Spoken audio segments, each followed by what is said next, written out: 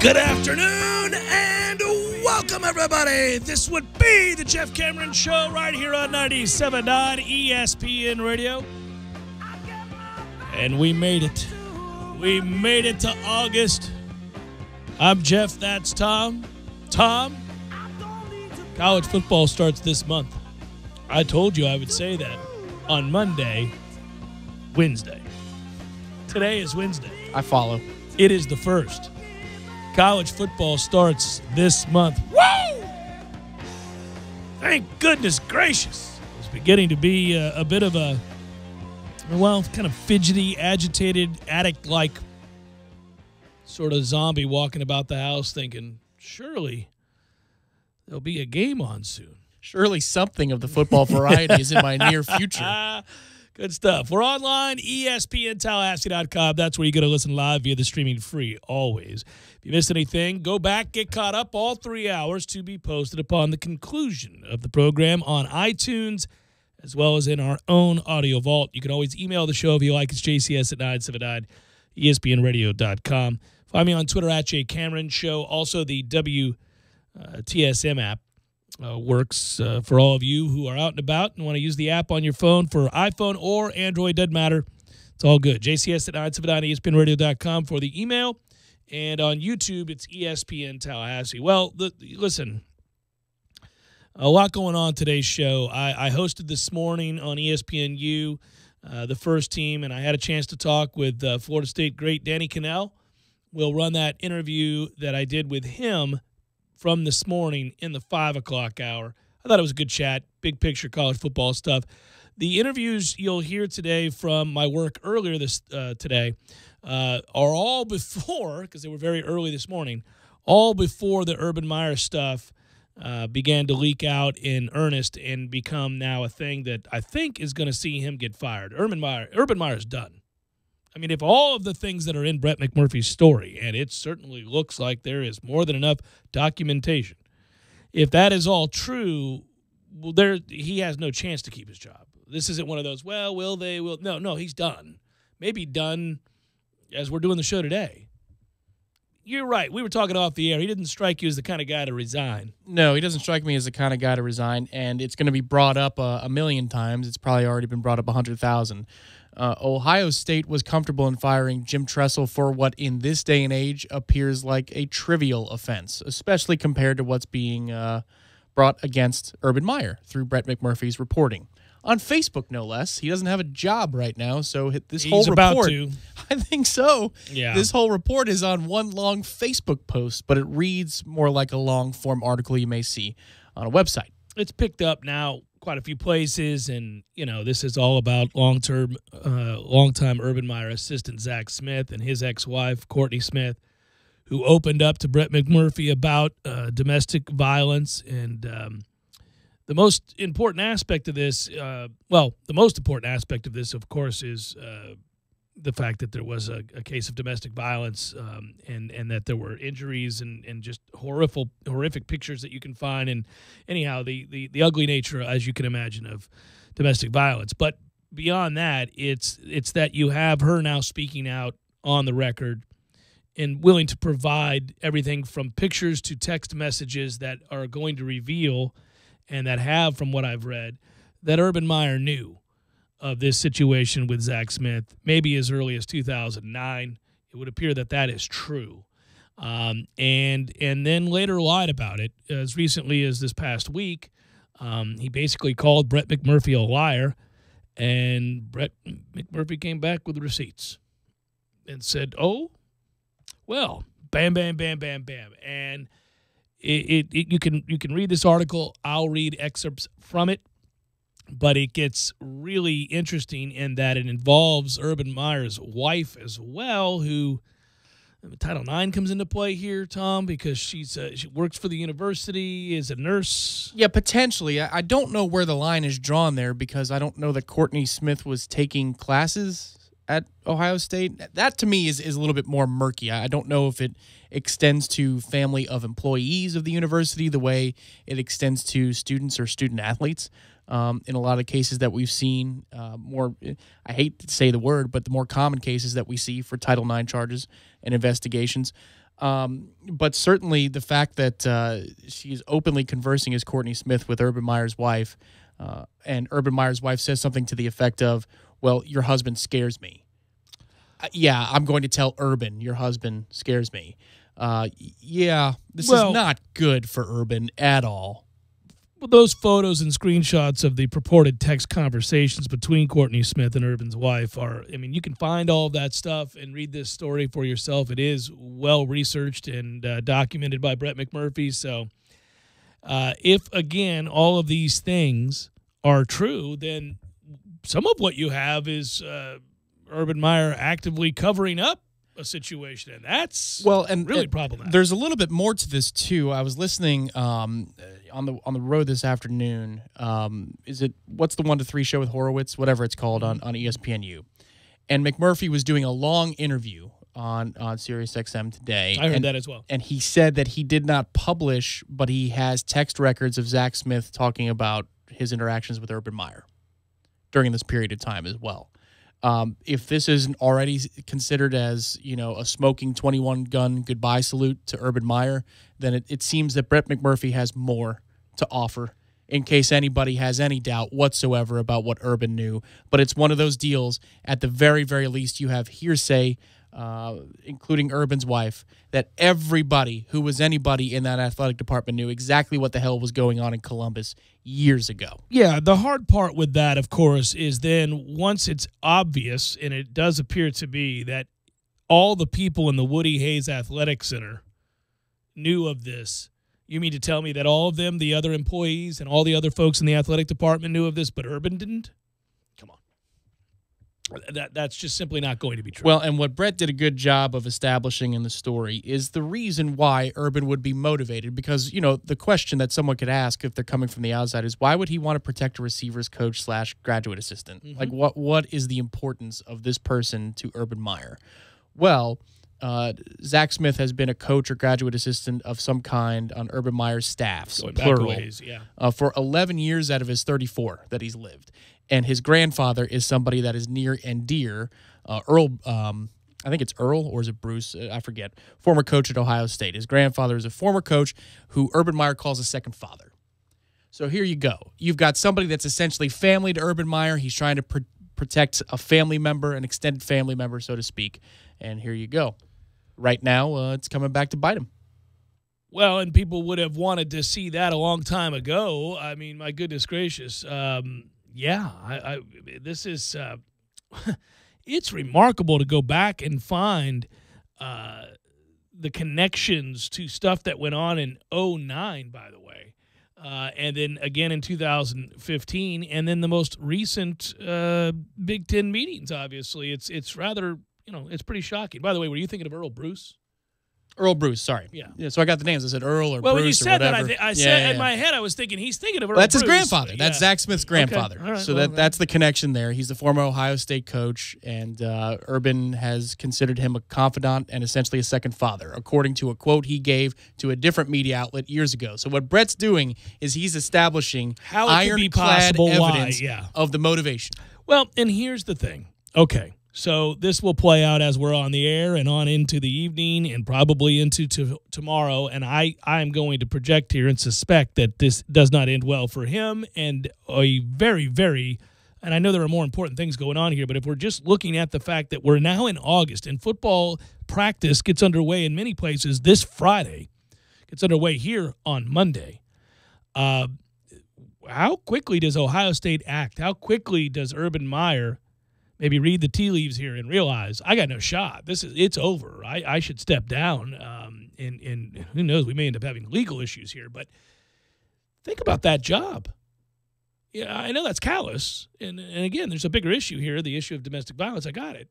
But that Ohio State team, I ended up talking to, this morning, who the hell did I talk to? Laurinaitis. Laurinaitis. Yeah, I'm losing it, yeah. Good. I'm thinking of all the Ohio State people.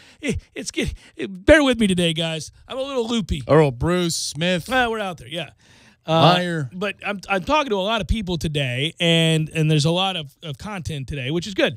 But this was all before we knew anything about what was going to break this afternoon on Ohio State and Urban Meyer in this story. But we were detailing in this interview, I'll play it later in the hour, just how loaded Ohio State is. There are people in Columbus who tell you that, and this is a guy that's won a national championship there, that this is his most loaded roster yet. There are some questions at linebacker, and, of course, you got to wonder if they're ready at quarterback. But other than that, Ohio State is, absolutely stacked. And one of those teams that you would look at to make the college football playoff. So now, obviously, this puts a crimp in that. Not that they can't go out and win a bunch of football games, but a distraction to say the least. And then also this offseason, think of all the jobs that were filled. Think of all of the dominoes that fell. Yep. The 6 guys in the SEC, Frost to Nebraska, Willie Taggart to Florida State, obviously, Kelly out to UCLA. The list goes on and on of guys that, took rather high-profile positions. And this is a job that people would die to have with that kind of talent and that kind of tradition. I know you're hoping that their former coach gets an opportunity to come back. That'd be great. Oh, the mistakes I made seem trivial now in today's climate, don't they? They do. Coach Tressel back for Jim's going, reporting for duty, everybody. I will be as squeaky clean as the sweater vest could ever be. And in retrospect, you weren't all that dirty to begin with. It doesn't appear. Some autographs and tattoos and jerseys. Here comes the sweater vest to save everybody. He's jogging down the road right now. My show cause is up. He's like, ready to go, guys. The only cause I want to show up for is a national title in Columbus, Ohio. He should be writing that speech, right? We've done it before, gang. I'm here to lead you into action again. The mistakes I made, while unfortunate, I've paid my dues. One of my favorite quotes that we used so frequently. It was good. All right, so I don't know if it's cluttered, and I don't know if it muddies the waters, but on this, a day that ordinarily we all embrace and celebrate the return of the month in which college football is played. Still crazy to me that there's football tomorrow. Well, happy Balls McWednesday, August 1st as well. You got that 6 years ago. Boom. Back on the airwaves. 6 years ago, that came back on the airwaves, and I remember when I took the job with ESPN, I left my old place of employment, and I had the consulting gig, Tom, and in Panama City, and that was a lot of fun. But I also remember a lot of people going, well, that's great, but that station's just never had any success. And I said, well, that will change when I come on the air. And, man, look at this, buddy. Well, yeah. Yeah. Didn't you, during the consulting stay, take management out for some wings with some hot wing sauce? Isn't there a story there somewhere? I cannot repeat this story on today's show. It was a good time. Perspiration. Oh, no. I remember every second of that afternoon. It was a lot of fun. That's what consulting gigs are. A lot of fun. The thing about consulting gigs is you're paid handsomely to not do much. And while I like my job and have thoroughly enjoyed working here these past 6 years, I also like not doing much and getting paid for it. I should have come back from that consulting gig a much better golfer. I really should have been. You didn't play as much, yeah. I didn't. It's funny how that works. I don't think that'd be the case now. I found a little something in the last year. Yeah. And now that thing has triggered the desire to be out there all the time because I'm seeing growth. But if you don't find that thing, man, you're just out there hacking away. I was a little disappointed you didn't come back from consulting in a Hawaiian shirt with, a sunburn everywhere except around your eyes with the sunglasses. Been a good run of consulting, Tom Lang. But, again, I don't think it muddies the waters today. Normally, we would take today and celebrate and say, hey, listen, not only does practice begin on Monday for Florida State, not only are we now within the calendar month that begins football, but we are 24 days away. Woo! 24, T. Lizzie? Yeah. 24. And the 25th, we've got a football game on these airwaves through our friends at Westwood One. Damn Skippy. And I need not remind you of just how jam-packed that first weekend of games, really it's the elongated Thursday through Monday stretch, really is. And I keep thinking back on Auburn and Washington and Michigan at Notre Dame, and that's actually played at Notre Dame Stadium, so it's a real on-campus game. LSU and Miami. Oddly enough, I think we're all intrigued by some things that ordinarily maybe you wouldn't be. Like, for example, I think it's kind of exciting maybe this is just me, but I'm going to watch this game, Tom, perhaps with you. Washington State and Wyoming. Oh, really? I like Wyoming. You know I do. Yes, you do. Along with Purdue. Mm-hmm. Yeah. Well, similar color scheme, too. Are you not excited about Northwestern versus Purdue? Or is that Idaho and Purdue? The Pam Ward special? Oh, yeah. Northwestern and Purdue? Oh, yes. Hey, Pam, I hear you talking. It's just before noon. It must be noon. It 11 must a.m. be local just time. before noon, baby. Here we go. Little Jeff Brom, Pat Fitzgerald going down, yeah, baby. There it is. Yeah, come on, Pam. Talk to me, baby. These eggs are ready for eating. How's that English muffin coming? It's toasty. BYU at Arizona. Khalil Tate. Yeah. Yeah, you'll watch. Yeah, I didn't see a whole lot of Khalil Tate last year. He's really good. So I'll check in on old Khalil. You going to watch Syracuse and Dino Babers at Western Michigan? That could be a problem. Could be a problem for old Dino. You know, I enjoyed my conversation with Dino Babers at the ACC kickoff, but I will also say I don't know that we're ever going to rerun it. We have it in the can. You may have just done it, and that's it. Well, we could. I mean, we played them the 15th on the road. I imagine we'll run it in the pregame show that we do. Perhaps that'll happen. That's a road game. I mean, right, that costs extra for a pregame show. Yeah, that's true. Maybe huh? we'll just run that on that Friday. You want some road pregame shows? You people bring the money. So do you want we'll just run it on that Friday on the show? It could be. Yeah. Here's me and Dino kicking it from Charlotte. At that point, what is it? That's week 3, so you and your mom will be doing your bets. Oh, yeah. And Lee Sterling will be on in the 4 o'clock hour. I got back to dominating last year. You did. I was really across the board good. You were ruthless, and that was good. Big Daddy Jay wasn't having this nonsense a year ago, man. I'm all in. I was even ruthless with Lee Sterling. You're going to be better this year. You know why? Because I'm locked in. Because Sundays are back to yourself. Yeah, I don't have to do the Jimbo Fisher interview on Sunday evenings anymore. That would be weird. Yeah, it was. But don't get nervous, everybody. Coach, big game over Clemson this weekend. They beat you by 30 points. That would have been weird. Yes. Yeah. In fact, I had to have that damn conversation after the Boston College game, and they beat you by 32 points. But we didn't quit though. You should have had a Coach Adazio interview after that one. Just to replace the slot. You think Pepsi would have been all right with that? Time for the coach's interview with Steve Adazio. Yeah, he's cool. He is. He's fun. Jeff Cameron Show, 97.9 ESPN Radio.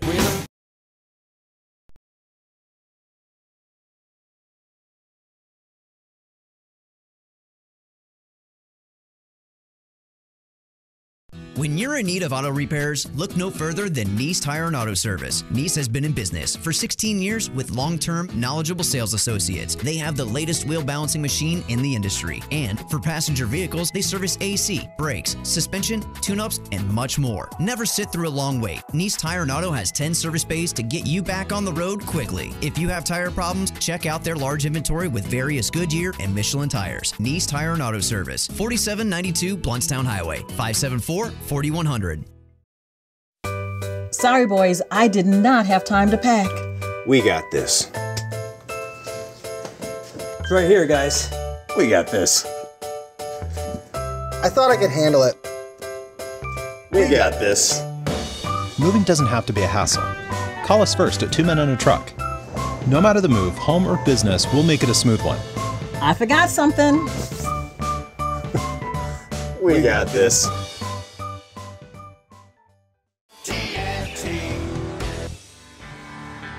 Smoother, bolder,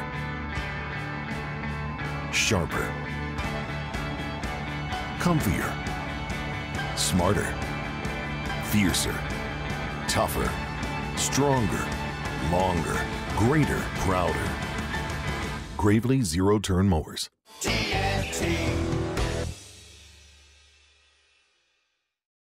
Who serve in our armed forces, in law enforcement, and as first responders, and to all of their families who support their commitment to all of us. These hometown heroes who stand at freedom's gate, who are willing to pay the ultimate price if necessary in protecting us and defending our nation's freedom. Hi, I'm Jeremy Matlow, co-owner of Gain Street Pies in Tallahassee. I want to take this moment to thank all of you, our hometown heroes. Thank you for your devotion and for helping to make Tallahassee such a wonderful place to live, to work, and raise our families.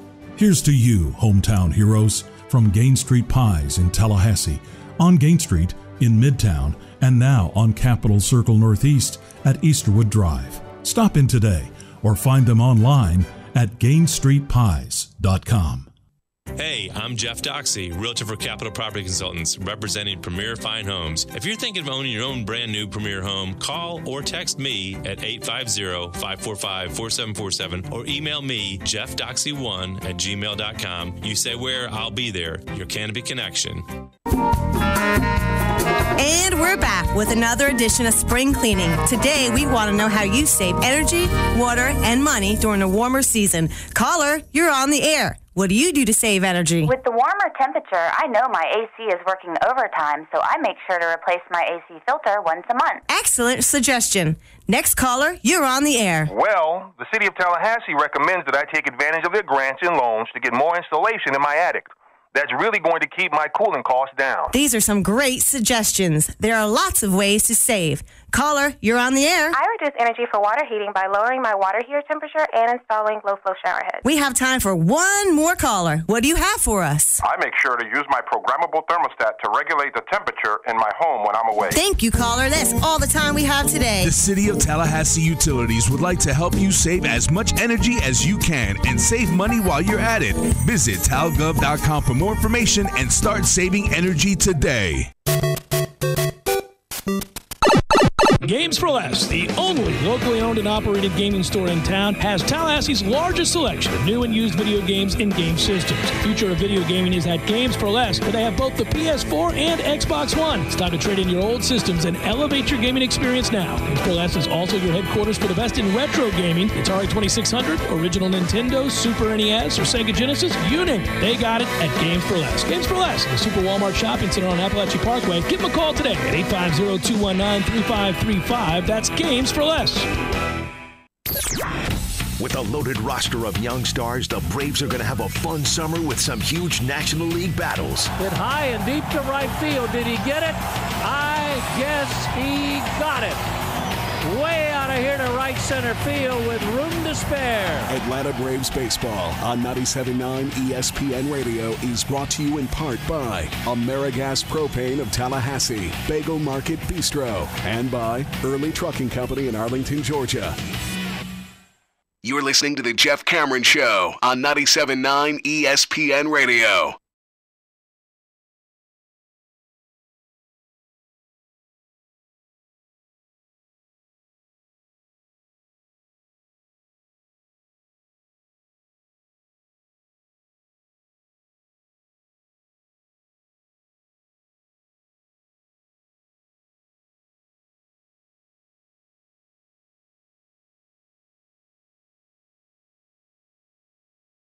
Man, I keep thinking when I look at that list of games, I get the fact that the matchups early on in college football sometimes lead to an overreaction, and we unfairly label what a team is or is not, or what a season can or cannot be. But you can't help it when you look at Washington traveling to Atlanta and thinking to yourself that if they fall to Auburn, while it may not portend of an awful season on the horizon for them or the Pac-12, that's what college football fans are going to say. They're going to say, same old sorry-ass Pac-12.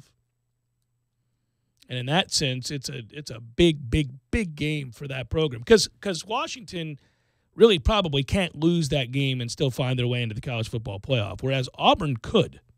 That's true. First of all, that Auburn could climb back through the ranks and, win the West or whatever. We've seen that with Ohio State and Alabama not winning their conference championship, not playing in their conference championship game. Which you'll hear Danny Kanell talk about today in the 5 o'clock hour. It displeases him that is the case. Does he bring up Ohio State to be on balance, or does he just do the Alabama example to be lazy? Well, he's not being lazy. He's talking specifically about last year where Alabama didn't win their conference.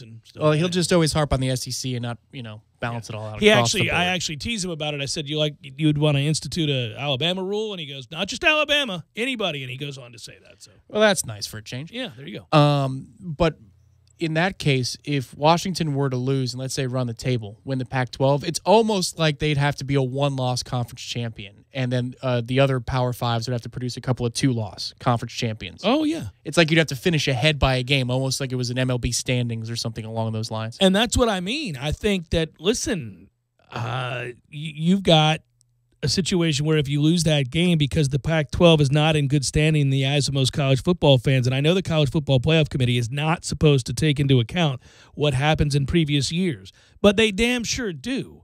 And so the reputation of the Pac-12 currently isn't good due to the 1-8 postseason record a year ago, which was the worst of any conference ever since we started this. So nobody really thinks much of the Pac-12, and I'm sure that's quite a few people on that committee to boot. The one time, though, they didn't take last year into account was 2014, when Florida State was undefeated after winning a national title and setting records along the way.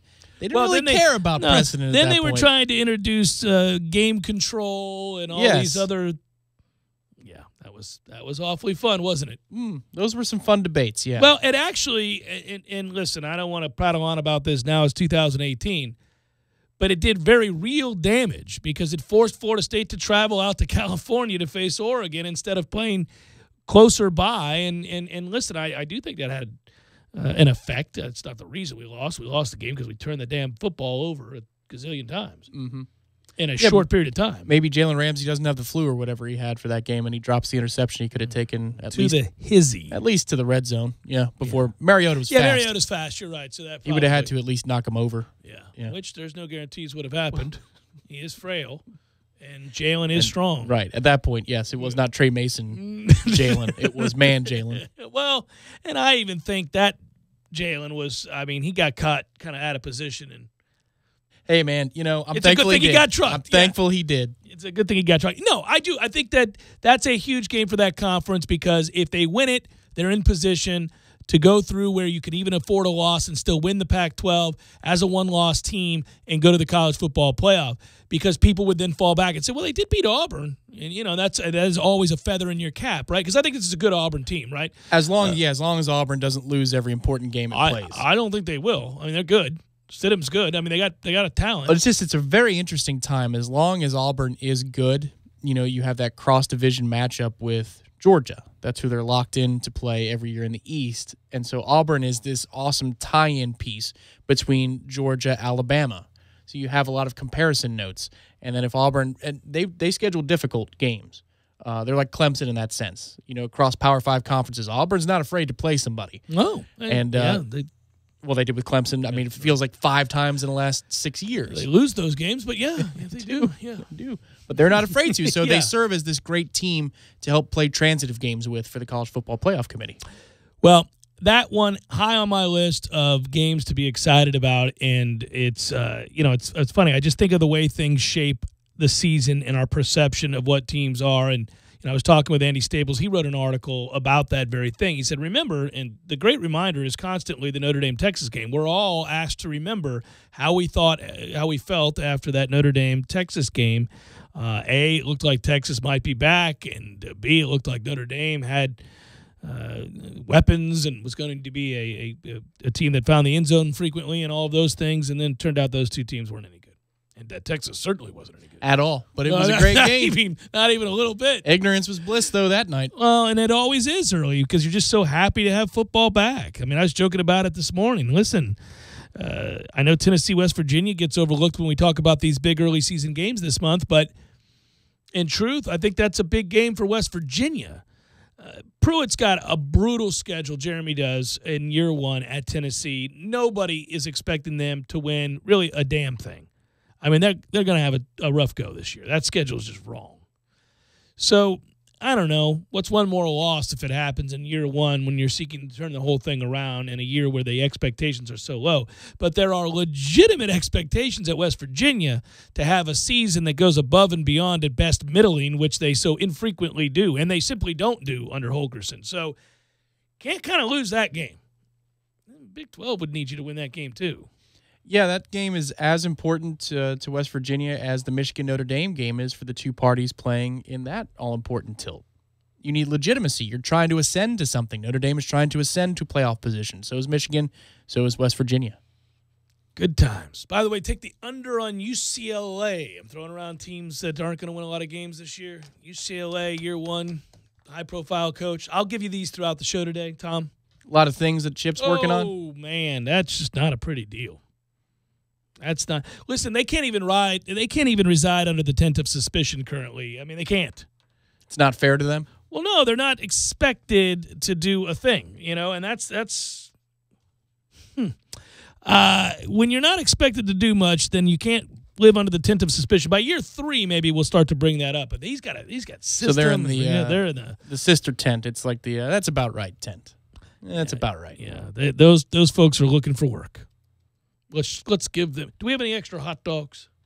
Do we have any extra hot dogs for UCLA? We need more cots. We got to get some help over at UCLA. They look like they're just absolutely famished. We got to get some food over to them. That's where they are. That's where they're living. Not making fun of that. I'm just saying sometimes that's the way it is. That's the predicament they find themselves in. I talked to former Buckeye great James Laurinaitis, and admittedly I would have liked to have talked to him later in the day had we known that the Urban Meyer stuff was breaking. With David Teal, it was this way, and now Laurinaitis. So Virginia Tech and Ohio State, who's the next big program that you're going to speak to hours before something breaks? Who do you want me to talk to? Maybe we can do it on Saturday and see if I can put a spell on them. Put a little CCR. Not Florida. Everything's good. No, they're fine. You leave them on. You want me to talk to you want to talk to a famous Kane? How about Georgia? Well, somebody needs to slow their roll. Yeah. My goodness gracious, recruiting juggernauts right now. Anyhow, I had a good talk about the entirety of the Big Ten this morning with Laurinaitis, who was there. I'll rerun that interview for you when we come back. Jeff Cameron Show, 97.9 ESPN Radio.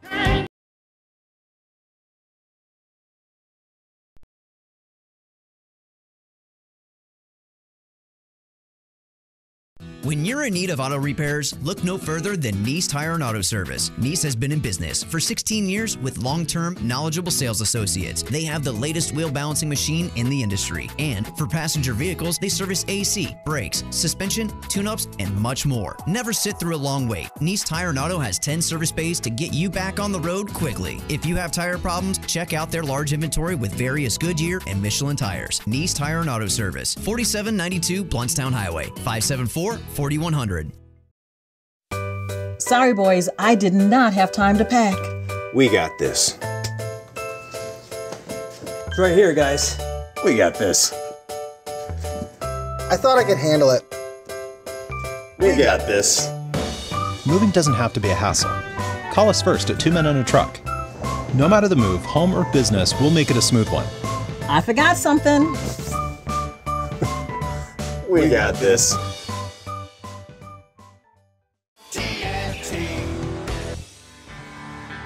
Smoother, bolder, sharper, comfier, smarter, fiercer, tougher, stronger, longer, greater, prouder. Gravely zero-turn mowers. TNT.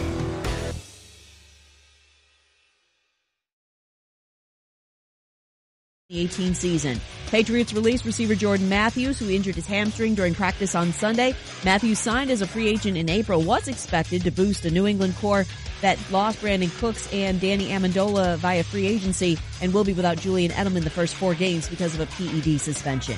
Baseball, Red Sox shortstop Xander Bogaerts, right hand contusion, uncertain for tomorrow's series opener against the Yankees. Boston currently with a 5-game lead on New York in the AL East. Even though the difference between winning the division and being a wild card is playing in that 1-game playoff, the Yankees are not changing their focus, says skipper Aaron Boone. We feel like we have a club that's certainly capable of doing special things this year. We've put ourselves in position as we get ready to enter August to have a great season, but that's all we've done to this point is put ourselves in that position. It's about us going and playing a really consistent brand of baseball for the next 2 months. Aaron Boone on Get Up. Mets lefty Steven Matz will undergo an MRI on his left forearm. Matz, who gave up 7 runs in 2/3 of an inning in the 25-4 loss to the Nationals, said he's been dealing with a dead arm for about 3 starts. The Nationals designated reliever Sean Kelly for assignment 1 day after he threw a tantrum on the mound Following a home run, Nationals GM Mike Rizzo said Kelly's actions were disrespectful to the team, especially manager Davey Martinez. Tiger Woods says he's prepared for the most hectic stretch of golf he's played in years. Tiger's looking to play in 5 of the next 6 tournaments, including the PGA Championship next week. It will certainly put his surgically repaired back through a test in the coming weeks.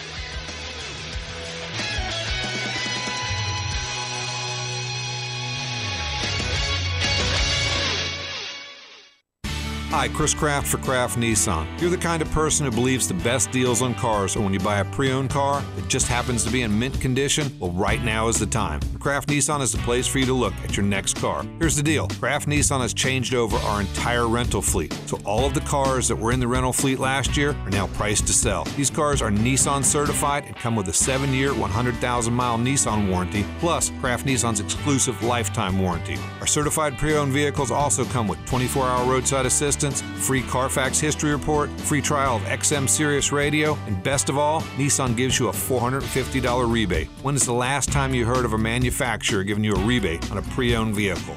Never. Choose from Altimas, Rogues, Maximas, Pathfinders, or Titan trucks. And I promise you, you will not find a better price on a practically new car. Plus, all Nissan certified pre-owned vehicles qualify for new car financing rates. Stop by Kraft Nissan today, Mahan Drive, between Academy Sports and Costco.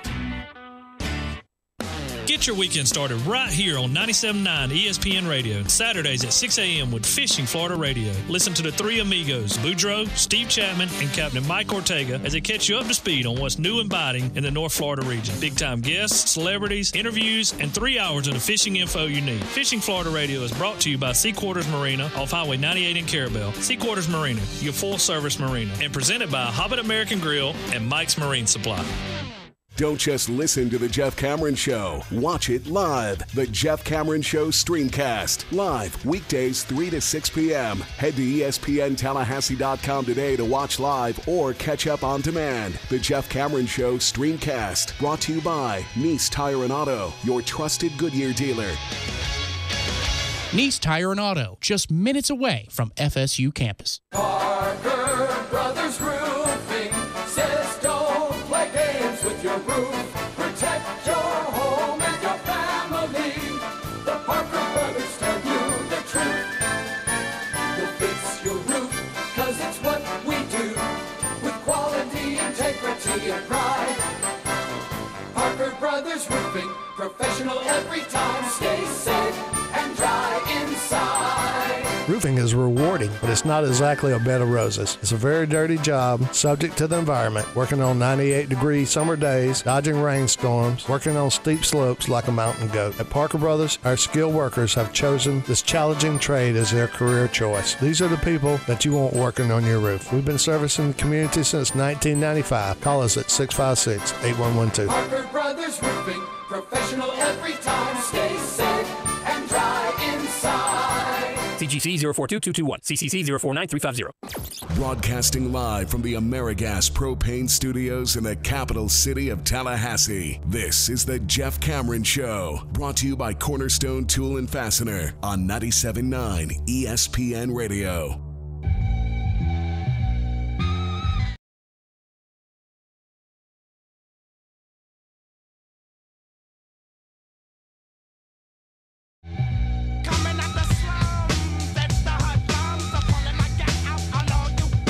Jeff Cameron Show, 97.9 ESPN Radio. Hello. I spoke with James Laurinaitis. You remember him, the former Buckeye great, 8-year NFL vet, current Big Ten Network employee, as well as Sirius XM. This morning, this before we had the information we now have regarding Urban Meyer in the, let's say we can call that a predicament. I'd say he is, his ass is in the jackpot. His ass is in the jackpot now, Tom. There's no getting around that. It's his ass in the jackpot. Not mine or yours, but his. I wonder if Vince McMahon is being dispatched to the president's office in Columbus. So we'll find out what happens, hopefully today. But certainly I'm guessing something will happen by tomorrow with the Urban Meyer situation, is if all that stuff is proven to be true that Brett McMurphy has reported, no way he can keep his job. led off the show with that. He will most certainly either resign or be fired. I don't think there's any question about it. So right now, I could only imagine behind the scenes at Ohio State that they're looking to verify what he did and didn't know, or what they can cover up, what's plausible deniability. Yeah, Brett could be reporting facts, but if they have enough to cover his ass, they will. Oh, without question, they're going to want to try to do that. So we'll see. I mean, they don't want to have to get rid of Urban Meyer, but these charges and accusations are weighty, to say the least, abhorrent in nature, and something that would cost anybody their job, no matter how successful or high profile they are. This is the beginning of the end for him, one would think. But this interview was done before that, and it was really done more in the way of discussing the Big Ten on the whole. And if you just listen to the conversation between me and James Laurinaitis, you get some good information here. He does a good job in covering that team, and we were giddy about celebrating the return of football. And in addition to that, I wanted to talk to him about Michigan and Wisconsin and Nebraska and other teams in that conference. But we do get to Ohio State, and this much is true regardless of what happens with the status of Urban Meyer. That roster is loaded, and we talk about that as well. Here's my conversation with James Laurinaitis from this morning. James Laurinaitis joins us. Of course, you remember him as an all-world player at Ohio State. Longtime NFL vet, Big Ten Network, all that good stuff. Hello, James. How are you? Good morning, sir. I'm good. How are you doing? I couldn't be better. It's football time, man. It is. It is. We got. It's official with the Hall of Fame game tomorrow, and it's going to be awesome just not having to worry about any more weekends without some kind of football. I always joke.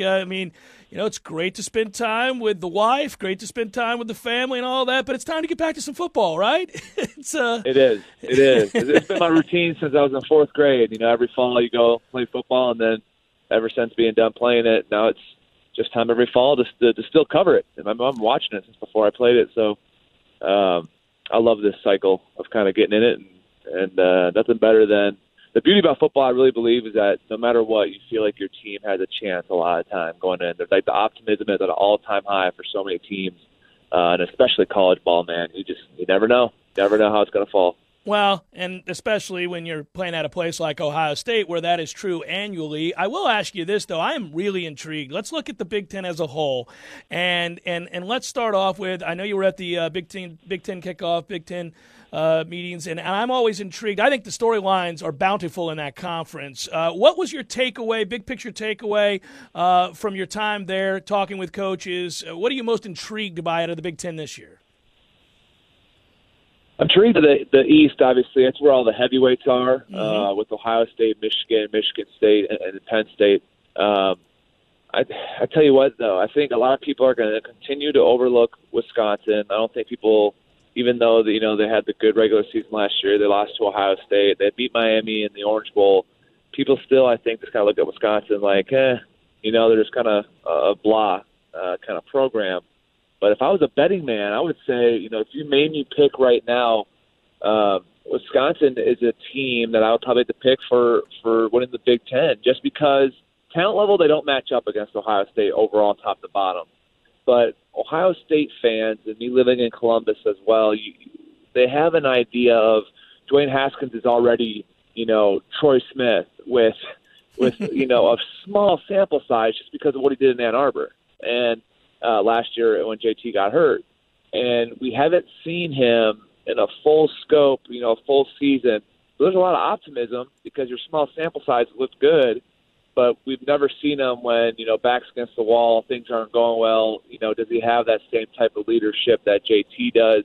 We know he has, the arm strength, but it's one of those, there's a lot of talent on the squad, but when you have a question mark at quarterback, it's hard to be a preseason, definite pick no matter what. When, especially with Wisconsin, they got Hornibrook, which you figure if he cuts down on those interceptions they threw last year, right, it'd really, it'd really be. I mean, goodness, they could honestly have 4 linemen be all Big Ten this year, and they all came back and they're all huge, typical Wisconsin linemen.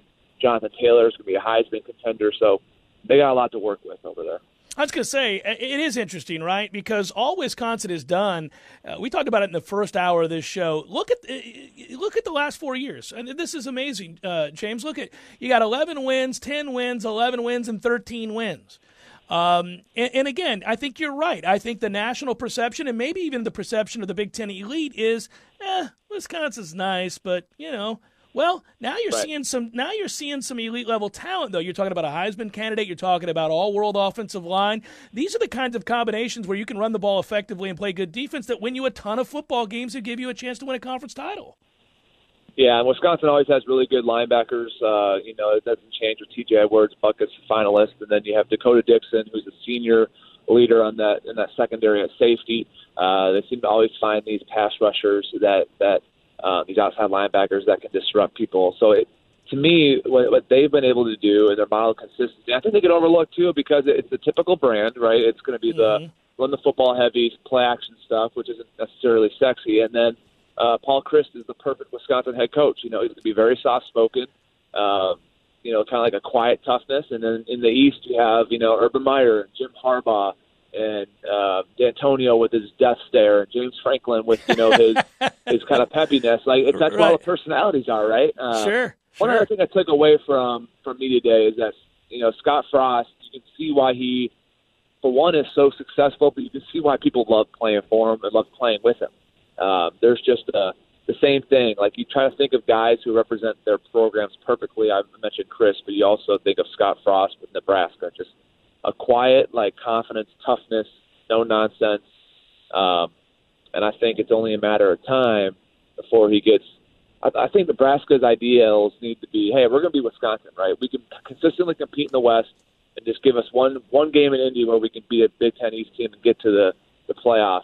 I think the days of them, back in the 90s, all of that might be gone, but there's no problem with being Wisconsin. We were consistently competing in the West, and all it takes is one good day in Indy, and you could be in the playoffs.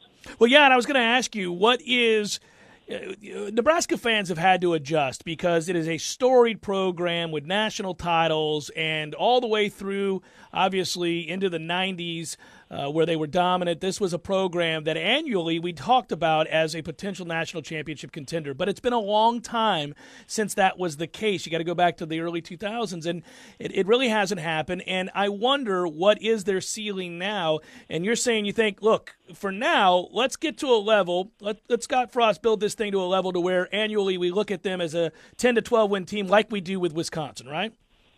Yeah, I think, within a few years, I think already defensively they'll be better because one tidbit, and being a defensive guy, I know this, Scott was talking about, well, how do you fix the defense from last year? He said, well, to be honest with you, a lot of defense is just run and hit effort. And that's really honestly, that's why defenses usually start off faster than offenses in training camp because it is just, there's not much timing. It's just run and hit, give effort. And you can cover up a lot of mistakes with effort. And he said, we didn't have effort last year, and I promise you we will this year. That was one of his statements at his press conference. So I was like, okay, well, they'll be better. They might not be, they're not going to be like Michigan or Wisconsin, those type defenses, Ohio State, but they'll be better because they'll give better effort. And I really believe that they're going to be a squad that within, 3 or 4 years, they're going to be saying, okay, Nebraska should compete in the West. And then once you get to a title game, anything can happen, especially if you look like, Wisconsin had a little bit of an easier schedule last year with some of the crossover games. This year, they're not so lucky. I think they get Penn State and Michigan from the East. But, you get one of those years where you get a generous schedule and you're able to – someone told me the other day, and I don't know, I didn't fact check it, but I assumed it because the person that told me it follows recruiting and stuff. It said that Nebraska over the last 10 years has had higher 4 or 5-star recruits go there than Wisconsin has. And I was like, well, I believe it. Wisconsin gets a lot of 3-star guys, but they do a heck of a job developing. Now, if Nebraska can keep these 4 or 5-star guys and truly develop and let Scott Frost's system take over, there's no reason why they can't compete in the West. You mentioned Michigan in that conversation. Let's go there because there's no avoiding this. Harbaugh is a lightning rod and a guy that always taps interest. People are saying about Michigan and Jim Harbaugh, you got to win against your rivals. You haven't done that. And you certainly got to do better than 5 losses, which is what they had a year ago. But even prior to that, and I know year one, it was a 3-loss season, but an Orange Bowl appearance. But it's 3-loss, 5-loss, which leads people to ask the question, What direction is Michigan going in? And I guess now the other question would be, is Shea Patterson the answer there as they get him eligible as a transfer? Is Michigan a much improved team this year in your mind? Well, I think if you're a Michigan fan, you have to say this is the year, right? This is the year that we beat Sparty and we beat Ohio State, because if you have a Shea Patterson transfer in, a guy who has credibility. I mean, look, they had O'Korn throwing the ball last year. Between Spate, O'Korn, I mean, those two, Ohio State got lucky that they had O'Korn early in that game because he couldn't hit anybody on that first drive. Mm-hmm. He could hit, I mean, honestly, if he was thrown out of a canoe and could hit water, they're up 14-0 super fast in that game in Ann Arbor, and it's a whole different ball game. Now, if you get a formidable quarterback and Shea Patterson, you have Higdon kind of taking over a role at running back. I think he's the stud there. They have wideouts at Peoples-Jones. That Tariq Black got hurt against after the Florida game. They have talent, and their defense is nasty. Don Brown does a great job. I think if you're a Michigan fan, you're saying to yourself, okay, we have a guy who's played football games in the SEC, has put up great numbers, and we have him as our quarterback now with Jim Harbaugh, with other pieces, great defense, great secondary. We should be able to win these games against Michigan State and against Ohio State, especially Ohio State who has a new quarterback. Michigan State, you could argue, okay, they have Lewerke back, they have L.J. Scott still. They got a good young defense. That could be a battle. But when you're looking at the Ohio State game from their perspective, if not this year, then when? Like, if they don't catch Ohio State in this year, because if Dwayne Haskins comes out and he ends up being who everyone, locally thinks that he is, then what's next for them? I'm sure you've talked about it on your show, but when they hired Harbaugh, I thought, goodness, this is a perfect hire. Absolutely. Prototypical Michigan man. He brings NFL pedigree. He's great with quarterbacks. It's going to be awesome. Urban Meyer versus Harbaugh.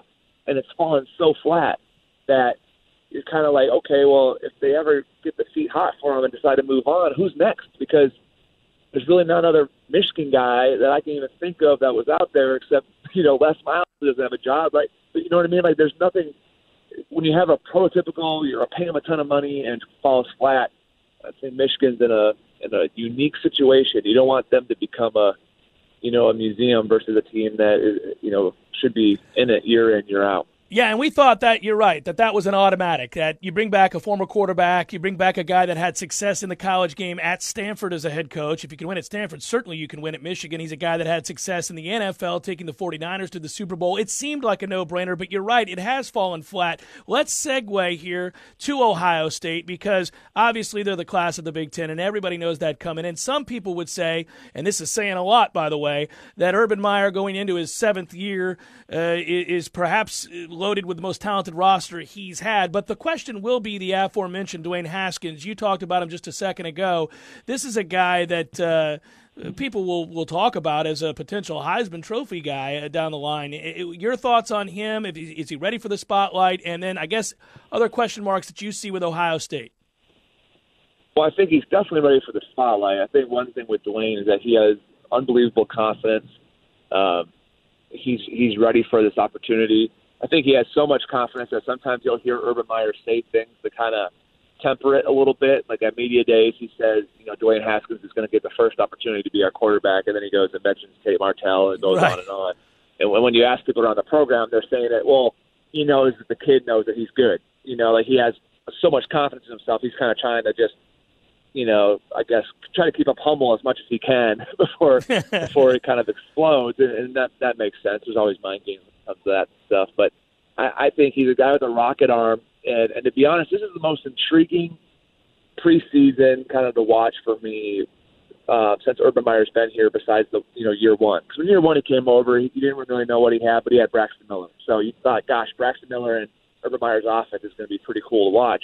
Well, now it's the first time, J.T. Barrett, we've seen that for so long that this is a different kind of guy. He's not going to have that, 3rd and 2, everything's on the line. Let's run that quarterback power with J.T. and we get 3rd and 2 and 2 inches, right? He's not going to have that security blanket because Dwayne's not quite the runner that J.T. was. But then again, his arm is a lot like Cardale Jones. And you pair that with 2 running backs, J.K. Dobbins and Mike Weber, who can get the job done. I think that's a team that the offense is going to still run a lot of the same principles, but I don't know if you're going to see a lot of the same quarterback run like you did with JT. And then when it comes to another, weaknesses, we just don't know about linebacker. Linebackers struggled at times last year. That position group It really played bad against Iowa, but they have a lot of young talent, and kind of how that linebacker battle is going to shape up is going to be a fun one to watch. James, really appreciate your time. Thank you so much this morning. Good looking out, and I'll talk to you again down the line. Enjoy football, buddy. All right. Thank you. You too. Anytime. All right. Hello, my friends. You've heard me talking about... When you're in need of auto repairs, look no further than Nice Tire and Auto Service. Nice has been in business for 16 years with long-term, knowledgeable sales associates. They have the latest wheel balancing machine in the industry. And for passenger vehicles, they service AC, brakes, suspension, tune-ups, and much more. Never sit through a long wait. Nice Tire and Auto has 10 service bays to get you back on the road quickly. If you have tire problems, check out their large inventory with various Goodyear and Michelin tires. Nice Tire and Auto Service, 4792 Bluntstown Highway, 574-4100. Sorry, boys, I did not have time to pack. We got this. It's right here, guys. We got this. I thought I could handle it. We got this. Moving doesn't have to be a hassle. Call us first at 2 Men and a Truck. No matter the move, home or business, we'll make it a smooth one. I forgot something. We got this.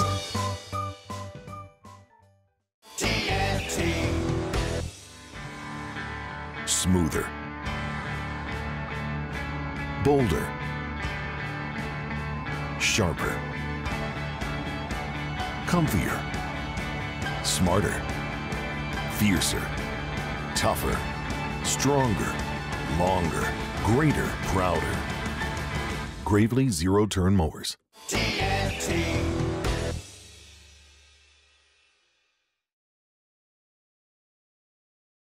To bump us. New one is open when? A week, 2 weeks, something like that? I'm shooting for a week, Jeff. All right, I like it. Shooting for a week and same maybe great 2. Food, same mahi, new drink specials, new more drink beer? specials, more beers. We'll have a patio. All right. We're going to have, with fans and everything. It's going to be highfalutin, Jeff. Highfalutin, the new Gordos in a week or 2. And in the meantime, go to Bumpus. In the meantime, please come check out Bumpus. All right. Yay, new Gordos. We'll see you soon. Right on.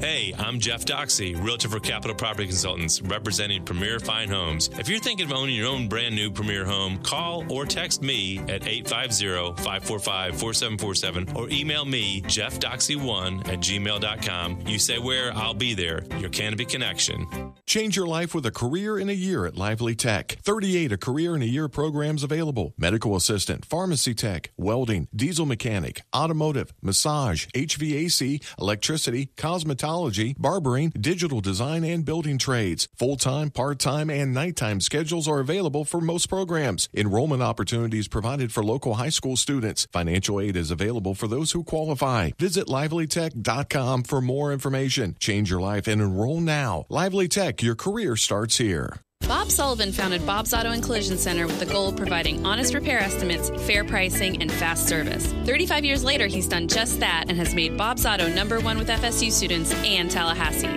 His daughters, Misty and Melissa, have now taken the wheel and are still providing the best car care and collision service in town. Now open, Bob's Auto and Collision Center has moved to Lake Bradford Road. Just a mile and a half down the road, the new Bob's Auto and Collision Center is now open.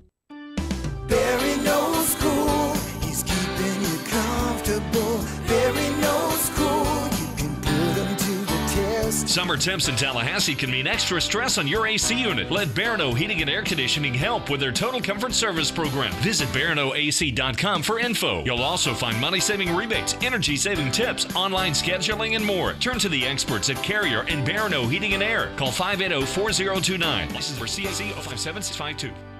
The Jeff Cameron Show. Weekdays 3 to 6 on 97.9 ESPN Radio is brought to you by Cornerstone Tool and Fastener. Big store pricing with local service. Online at ctf.nu. Driving every day from the AmeriGas studios in the capital city of Tallahassee. This is 97.9 ESPN Radio. WTSM, Woodville, Thomasville, Tallahassee. ESPN Radio Sports Center.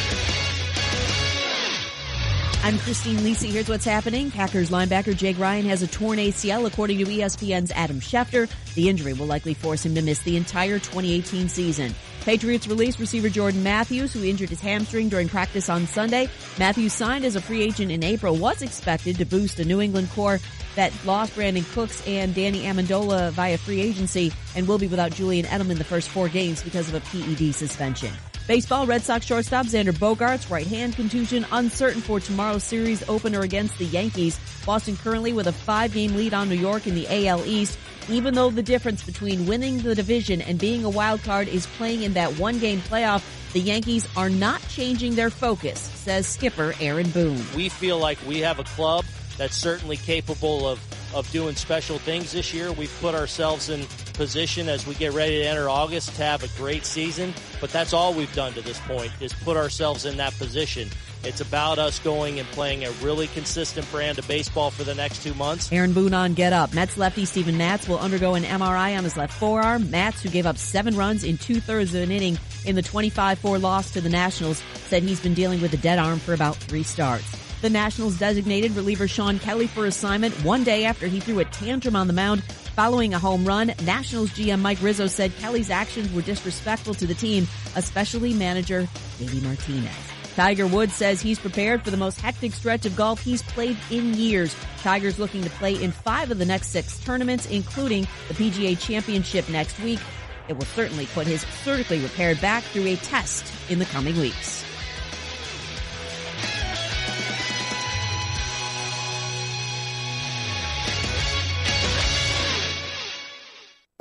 Broadcasting live from the AmeriGas Propane Studios in the capital city of Tallahassee. This is the Jeff Cameron Show, brought to you by Cornerstone Tool and Fastener on 97.9 ESPN Radio.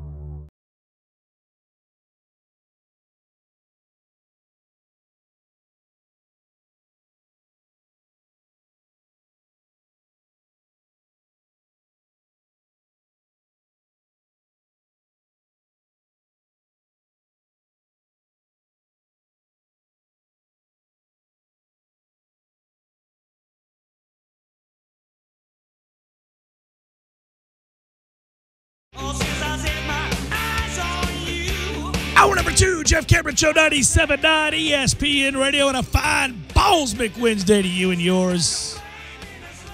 Yay, August. Good to see you again.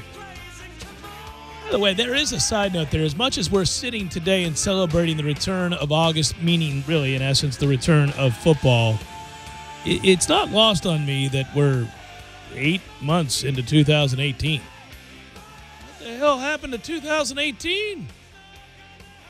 I think we have fundamentally different viewpoints on how long it's taken to get here. I feel like 2018's had a nice run. You feel like it's been around for a while? I feel like 2018 has been half-stepping. Oh, I think in the aftermath. I mean, it was half-stepping early on, but it's just raced by now. I think in the aftermath of the Willie hire, it's taken eons for this season to get here. Yeah, well, that part I can agree with. I think if you take a step back and realize we're not that far from Christmas, good Lord, 2018 went by quickly. But if you're thinking about it from a football standpoint, which today it would be pertinent to do, yeah, I'm with you, man. When you make a hire like we did at Florida State and bring in Willie Taggart, and it's such a fundamentally different point of view and way of handling yourself and running a program. Again, not even judging those two things right now because we got to see him play football games and we'll incorporate in-game adjustments and everything else to that conversation. But when you do that and everything has just a different feel to it, a different vibe, a different tenor, all that stuff, yeah, you really do want to get to the getting, as they say, or as I say. I want to get to the getting. Let's see some damn football. Well, for me, to your point where it's moving really fast, we have 2 announcements the next week that are coming up and pretty cool, one of which has to do with a big road trip in November. You can probably guess where that is. And then the second of which is more... Please let that be chilly. Oh, I hope. I mean, please, it should be. November 10th in Chicago. And Indiana. I mean, yeah. Yeah, we ought to be. Yeah. If we arrive on Thursday, by the way, the Blackhawks are hosting the Hurricanes that night. I guess we're arriving on Thursday, yes. Tom. Yeah, good times. Then I've seen the Blackhawks play twice. You have? Mm-hmm. Yeah. I love Chicago. I've been to Chicago this will be 11, 12 times. Wow. Of all the big cities in the United States, and I'm a fairly well-traveled guy. If we're just, like I've been to L.A. and New York, and obviously if you look in the South, all the big cities in the South, whether that be Atlanta or Miami or Tampa, Birmingham. Of course, I like Birmingham. It was actually quite nice. Yeah. But and I've been throughout the big cities in Texas. So, I don't know, I've been to Denver, Colorado, and hell, include Utah in that mix, Park City and all those places. But, and Boston, Mass, up and down the Eastern Seaboard, done all that. Of all those places, Chicago is the big city I've been to the most. And it's really not that close. This may be more than 11 or 12 times. I remember taking my girlfriend when she was living in Jenny Murphy. I've told the story. I picked her up in my Nissan Pulsar. See, even back then I was a Nissan guy. Tom. Well, Tallahassee is a Nissan town. But I can't brag on the Nissan Pulsar. I had my black Nissan Pulsar, and I remember I went to pick her up from Jenny Murphy, and we drove from Tallahassee to Chicago. Actually, Normal, Illinois, and then over to Chicago. But anyhow, we did all of that, and that's a long damn drive. And I am still a bit of a road warrior. So once I've determined we're going to this thing, this place, this big, we're going straight through, Tom. We're going. Yeah, straight shot artist. Yeah. We're going. And we did. We made it up there, and I remember I went to the last game at Wrigley before the strike of 1994. I saw Matt Williams play for the Giants, and he hit a home run, and it was the year that he was on pace to break, at that time, Roger Maris's record. Really? Mm-hmm. I didn't know he was on pace to do that. Unbelievable. It was a crazy year, and he goes, go look up, I think it's 94. Yeah, he goes nuts that season, and he's on pace to break the record. Wow. When the strike happens. So terribly frustrating. But anyhow, went to Chicago that year, and I've been going back ever since. Love it. Well, the second announcement is sooner, and that's to do with the listener party as we were firming up some stuff there. How great is that going to be? But that's overnight. That's happening tomorrow, essentially. And not the listener literally. party, not the listener party, but that event is rapidly approaching now that we've entered August. Yeah, because it'll be just before the Virginia Tech game. So preparations need to be made, man. So when you're making plans for, early September and then November, and you're like, well, that's not that far away. You're right. Time always teleports in college football season, and it takes you right to Thanksgiving before you even know it, which is basically Christmas these days. So I got up awfully early today, and with the giddy anticipation of this show and the show I did on Sirius, and just knowing that this is a day where college football fans share the enthusiasm of the calendar changing. You know that we are now, as of this very second, 23 days away from the start of college football. I'll grant you it's 23 days and 22 hours, but it's 23 days away. 22 and a wake-up, Tom. Ooh, buddy. A little 22 and a wake-up, baby. Man. 22 and a wake-up. That's like 3 weeks. It's almost to the point, and I saw my friends at the Corner Pocket Bar and Grill on Saturday after we went to the wrestling event, and it was slow. And they were saying, yeah, it's a slow Saturday. I said, enjoy these while you can. Not for long. I'm going to enjoy these while I can. We're at that point now where I'm counting down the Saturdays until college football season, which I love, but there's also that, okay, it's not going to be quiet now for 3 months. Let's enjoy the peace. Well, there's always the birds a game. Chirping. Somebody always wants to meet you somewhere. Right. Yeah, man, it's going to happen. Get your nap in on a Saturday because you won't be able to do that for months. Naps only happen when you don't mean for them to. If you actively attempt to take a nap, at least this is the way it works for me, you got no shot. No shot. If you say, I got to get some sleep, I'm going to catch up on a couple hours, maybe a little 1-2 hour respite, ain't going to happen. If you're trying to watch a round of golf at the Greater Farmers, whatever, you forget about it. We get 3 shots in. They're like, here's Bob Tway. Good night. We are done. Tway is teeing off. I'm hearing the sound of the club hit the ball, and I actually think Tway has a way of doing that to us in general. I think he's the guy. You'd be like, yeah. There's a lot of Bob Tways out there. There's a lot of Bob Tways. He represents 3/4 of the tour. Yeah, it's like oh. If Snedeker's in the final pairing. You're like, oh, so I'm going to see every Snedeker shot today, huh? Okay. Boy, it's time to take a nap when Snedeker's teeing off. What a treat this will be. By the way, I don't know. I think if you're a big Snedeker fan, you feel very insulted just now. You're giving Tway more love than Snedeker? He's boring. I think even people who like boring teams know they're boring. We did when we were basketball, the Junkyard Dog. We knew it was boring. Oh, it was terribly boring. In Jimbo's offense the last couple of years, we knew that was boring. Snail's pace, my brother. So somebody criticized it. I don't think we would have gotten offended. Snedeker's boring. Yeah, I think it's true. Even in the Ryder Cup matches, you're like, all right, Snedeker from 155. I don't really care. No, in the Ryder Cup match, I'm not falling asleep. And by the way, the Ryder Cup's not that far off. Love the Ryder Cup. That's within 8 weeks now. That's freaking awesome. Yes, sir. I'm not missing shots on the Ryder Cup. I'm also not missing you transforming into a different human being. That's my version of your Miami Saturday. You get weird. It's like you hate people from other countries.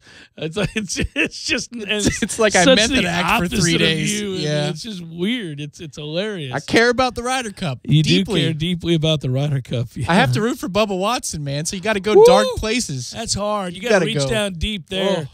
I'm not gonna lie. There have been a couple of times where he's missed a putt, and somebody he's facing from Europe, whom I like infinitely more, makes theirs, and I see the disappointment wash over Bubba Watson's face, and I go, that's all right. We can lose that point. The only allowance I've made over the years is Sergio is a wonderful heel. Like last Ryder Cup. Oh, yeah. He and Ian Poulter are the two best heels. Poulter, I can't get there. But Sergio, because he knows it, and so he made a putt for birdie to have a hole from the fringe. He did the fist pump at the hip, and he looked at the crowd, and he went, yeah. What you think of this? Yeah. That's beautiful. Yeah, you just got to appreciate that. You don't like Poulter draining 15-foot after 15-footer? I mean, it's crazy. He does it all the time. It's admirable. I like Sergio now because I actually buy into him growing as a human being and being a decent guy. Yeah, I don't think Ian Poulter's a decent guy. I think he probably is. I think he's rich as all hell and isn't afraid to tell you about it, but I think he's probably a decent That's why it'd be perfect for Poulter and Reed just to play each other on a Sunday. They're God. the same person. No. I think Poulter's probably... You think he's a better guy? A cut above. Yeah. I don't know. I think from what we've seen from Patrick Reed that, I mean, listen. Right. It's harder to root for him every year, but he's like the heel that you need. It's like rooting for the NWO with him. One of the things that happens, though, is that we can separate this idea that a guy, you can loathe his personality, but you can recognize the game. And Patrick Reed's got a lot of that, and he's not afraid. But the hard part is if you go top to bottom on the American roster, like just as individuals, and I was watching them on a Sunday, you're not in love with everybody. No, not most of them I don't like. But you'll be loving Tiger this year, once every buddy. 2 years. Tiger's going to be in there this year. Jingoistic me is there. You know Tiger's playing 5 of the next 6 tournaments? Yeah. Woo! That's what they said on the old Sports Center there. Yeah, there you go. Well, the Bridgestone. LT Gray? That was big for him because he wasn't going to play before the PGA unless he made Bridgestone. Which he just did. Barely did, yeah. And it's the Bridgestone at Firestone, not to confuse people. Yeah, it's a WGC event. Yeah, he's won 8 of 15 times at this course. If you're not, you know what? It's a good thing that's going on this week. And you know why? Because otherwise you'd be forced to watch the Barracuda. That's the other tournament that's going on for the losers that aren't in the WGC. The Barracuda? Oh, yeah. I'm sure you know about that for your job tonight, I guess. I do know about the Barracuda. I've been making picks all week for the Barracuda, buddy. I've got my guys. They're in rotation, ready to give it a go. The Bo Hostlers of the world are holding it down at the Barracuda. I think that's one of the worst songs ever made. By heart? Yeah. Barracuda. I cannot with that song. You can't even because of the guitar riff? All of it. I like the guitar riff. Sam Saunders is going to win the Barracuda, buddy. That's Arnie's grandson. I picked Sam Saunders, so he's going to win. Or Martin Laird. I read something, and I'm sure Trey will be talking about this maybe in passing because it's a national show, but they're closing down Don Veller in the next couple of weeks to begin preparations for the Nicklaus course. It has to happen, man. It has to happen to make way for the greatness that is going to be the Nicklaus course, which is going to be a national spotlighted course. When you got Jack aboard and you're able to not only turn that course into a moneymaker for the university, for the city, and really to have it be a draw across the country, you got to do it. But in the interim, obviously it's kind of sad to see it go away for a little while. But if you can host, I'm sure this is part of the angle, ACC championship events there or NCAA regionals. I mean, the women were here at Don Veller as currently constructed this year for a postseason event. Yeah, so this almost assures that they'll get a bid for that. But if you want to get out and play the Don, you better do it soon. Yeah. I think it's a week from Sunday it closes. Golly. 22 and a wake-up. The big news today, without question, is what we think is the end of Urban Meyer at Ohio State if they can prove, and it does appear there's more than enough evidence to suggest that he did know about a former assistant who has since been let go from domestic abuse charges in 2015, also 2009. That would mean the end of Urban Meyer's time at Ohio State and maybe in college football, I would think. But we're letting that story play out. You can read McMurphy's writing. He has done a good job of reporting on this. Go find it. It's been posted now on several websites, but it's also on Facebook because he is independent, doesn't have an employer currently, which strikes me as odd. That won't last long after this story. He will have an opportunity, but that's all well and good. We did pack the show today. I got Danny Kanell in the 5 o'clock hour from an interview I did this morning. But we also wanted to take the chance to step away for a moment and talk a little baseball. And the reason for that is yesterday's trade deadline had a fury of action. Ryan Spilborghs joined me this morning. We talked all about it. That includes Braves baseball, Phillies baseball, Yankees, Red Sox, all that good stuff. It starts with the Pirates, but of course. And you'll hear that interview next. Jeff Cameron Show, 97.9 ESPN Radio. When you're in need of auto repairs, look no further than Nice Tire and Auto Service. Nice has been in business for 16 years with long-term, knowledgeable sales associates. They have the latest wheel balancing machine in the industry. And for passenger vehicles, they service AC, brakes, suspension, tune-ups, and much more. Never sit through a long wait. Nice Tire and Auto has 10 service bays to get you back on the road quickly. If you have tire problems, check out their large inventory with various Goodyear and Michelin tires. Nice Tire and Auto Service, 4792 Blountstown Highway, 574-4100. Sorry, boys, I did not have time to pack. We got this. It's right here, guys. We got this. I thought I could handle it. We got this. Moving doesn't have to be a hassle. Call us first at 2 Men and a Truck. No matter the move, home or business, we'll make it a smooth one. I forgot something. We got this.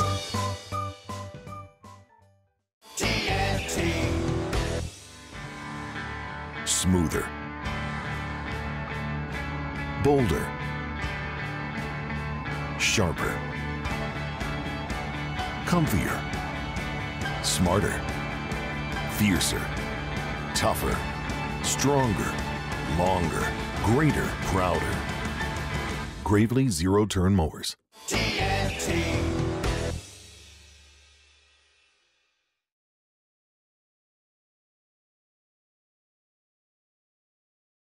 The ad for details. Visit CVS.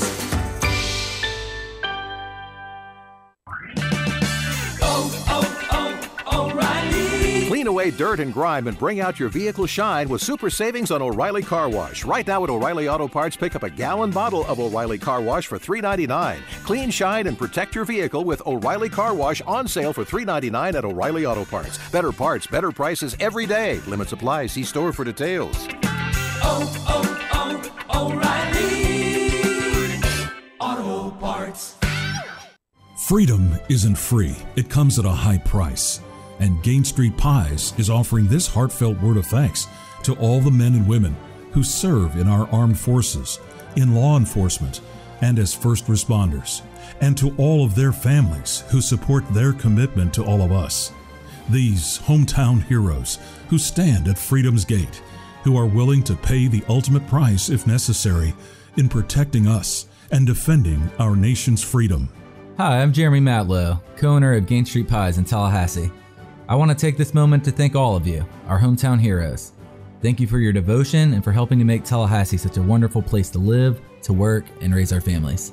Here's to you, hometown heroes, from Gain Street Pies in Tallahassee, on Gain Street in Midtown, and now on Capitol Circle Northeast at Easterwood Drive. Stop in today or find them online at GainStreetPies.com.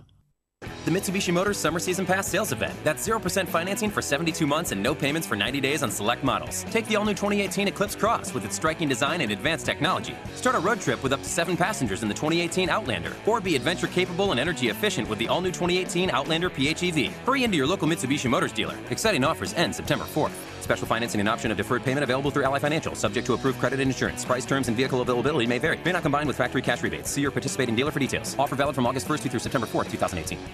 Check out the all-new Team Dean at Dean Chrysler Dodge Jeep Ram's Summer Clearance Event. The 2017 Dodge Journey Crossroads Edition, starting at $32,585. But after dealer discounts on their Summer Clearance Event, you pay only $25,793. That's a savings of over $6,700. Only at Dean Chrysler Dodge Jeep in Bainbridge, Georgia. 1305 East Shotwell Street or 229-248-0153. That's 229-248-0153.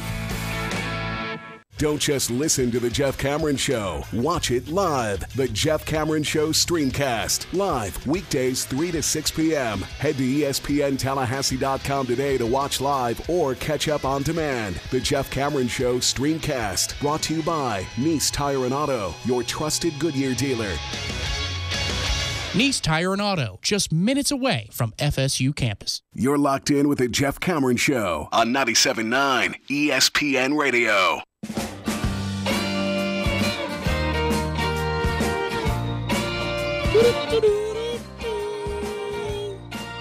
Talk some baseball today on the first team. We'll play that interview for you now. Ryan Spilborghs does a great job with MLB Network, and I wanted some thoughts on the winners and losers. So we got into the Braves and the Phillies. I wanted to talk about that. It's good for the local area here. I began by talking about my Pirates because it was kind of shocking, but it involves the Rays too. So he indulged me on that. It's a lot of fun. But we just talked a little bit at the beginning there about philosophy. Because I said, why would the 98 win Pirates not go make a move? And this version goes and makes a move. And he talks about how if you're a fan base, these are the things that make you feel betrayed. So we get into that. I don't want you guys to roll your eyes when it starts with Pirates is all I'm saying. It gets into just mindsets of teams. He brought up your guy, your buddy Anthopoulos or whatever. Oh, yeah, Alex Anthopoulos, yeah. He brought him up in this interview. So Braves fans, hang in there. You'll hear that in just a moment. But this was from earlier today, kind of mixing and matching the two shows today a little bit because we had some good stuff there. And in the 5 o'clock hour, you'll get Danny Kanell. So this was earlier this morning. Good stuff on the MLB trade deadline. Ryan, good morning. Thanks for making time for us. My pleasure. This is a little batting practice before the show that I'm about to go on. Well, when I get off the air at 10, I'm switching over to listen to you. I hope they don't shudder back in the studios because I want to hear your thoughts, but I'm going to get a sneak preview right now on this show of what went down. I'm a baseball fan, first and foremost. I'm a lifelong, diehard Pirates fan. Oh, what a day for you. Yeah, right? So can we start there? Because I'm going to be selfish and make it about me momentarily. How does a team that, in the last few years has had a 98-win season, had a 90-win season, not make moves during the deadline, and then this season, certainly, I guess, having won 16 out of 20 has been a thrill, but I'm not so sure people truly looked at the Pirates as contending for the wild card or the division, and then they make this move with Archer. Obviously, they've been waiting on Austin Meadows. I guess they don't think he's going to hit for power. Glasnow's a guy that couldn't throw strikes. Your thoughts on that move? I have a multitude of emotions when I think about the Pirates. I'm in the Pirates camp with you. If I was a fan of the Pirates, especially during their stretch run, where they were the best team in the NL Central before the Cubs caught them, I would have been upset. I would have been furious. Like, what the heck is going on? Why are you not pushing more chips in? When your best play is pulling somebody off the waivers, and listen, baseball is a game of confidence, and confidence is in part due directly by results. So if you're getting results, you feel confident. Well, there's other aspects that front offices can inject confidence into a team, making plays for big-name prospects or big-name free agents. That's all good as long as you're not leveraging future. But for the Pirates during that stretch run where they had significant areas of need and they didn't do anything, they stayed well within their salary structure. They never went over $110 million, which was still about $20 million less than league average. I would have been upset.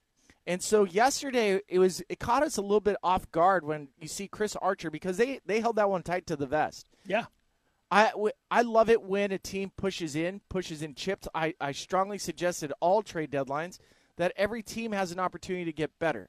All teams have an opportunity to get better. It's just at what level are you improving your team and your organization. What the Pirates did was a bit of a reaction to how well they were playing. I think it was a bit of a reaction to what happened with this offseason as a Pirates fan, because, what was it? Bob Nutting had a petition for him to sell the team. That's how upset the Pirates fans were, because you just traded away the face of the franchise and Andrew McCutchen, which I still think was the right play for the Pirates. I thought it was a baseball move. Garrett Cole, again, you're trading away somebody to the Houston Astros that has made a significant impact. But in that, you have to realize that Garrett Cole was unhappy in Pittsburgh. So did they get top value for Garrett Cole and Andrew McCutchen? Yeah, you got some pieces this year that are impacting the Pirates. And so even though I looked at this offseason, I was a little upset with the fan base, because it's like, now we're trading these guys away? What's next? What's next? We stink as Pirate fans. This stinks. And then you go and you make a trade for Chris Archer, which didn't leverage too much of your future, because you already mentioned it. Tyler Glasnow, Austin Meadows, question marks. They'll be good at some point, but they have to get the opportunity to play at the big league level, and they'll get that opportunity with the Tampa Bay Rays. You added a controllable piece, one of the most controllable pieces in baseball, in Chris Archer, both in cost and in control. They'll have him through 2020. And if you think that his arm's going to hold up and he's going to add to the front end with Jameson Taillon, then it's a great move. And even if it's not for 2018, it sets up for 2019 and beyond. And if I'm a Pirates fan today, I'm finally like, all right, thank you. But this feels like 4 years too late.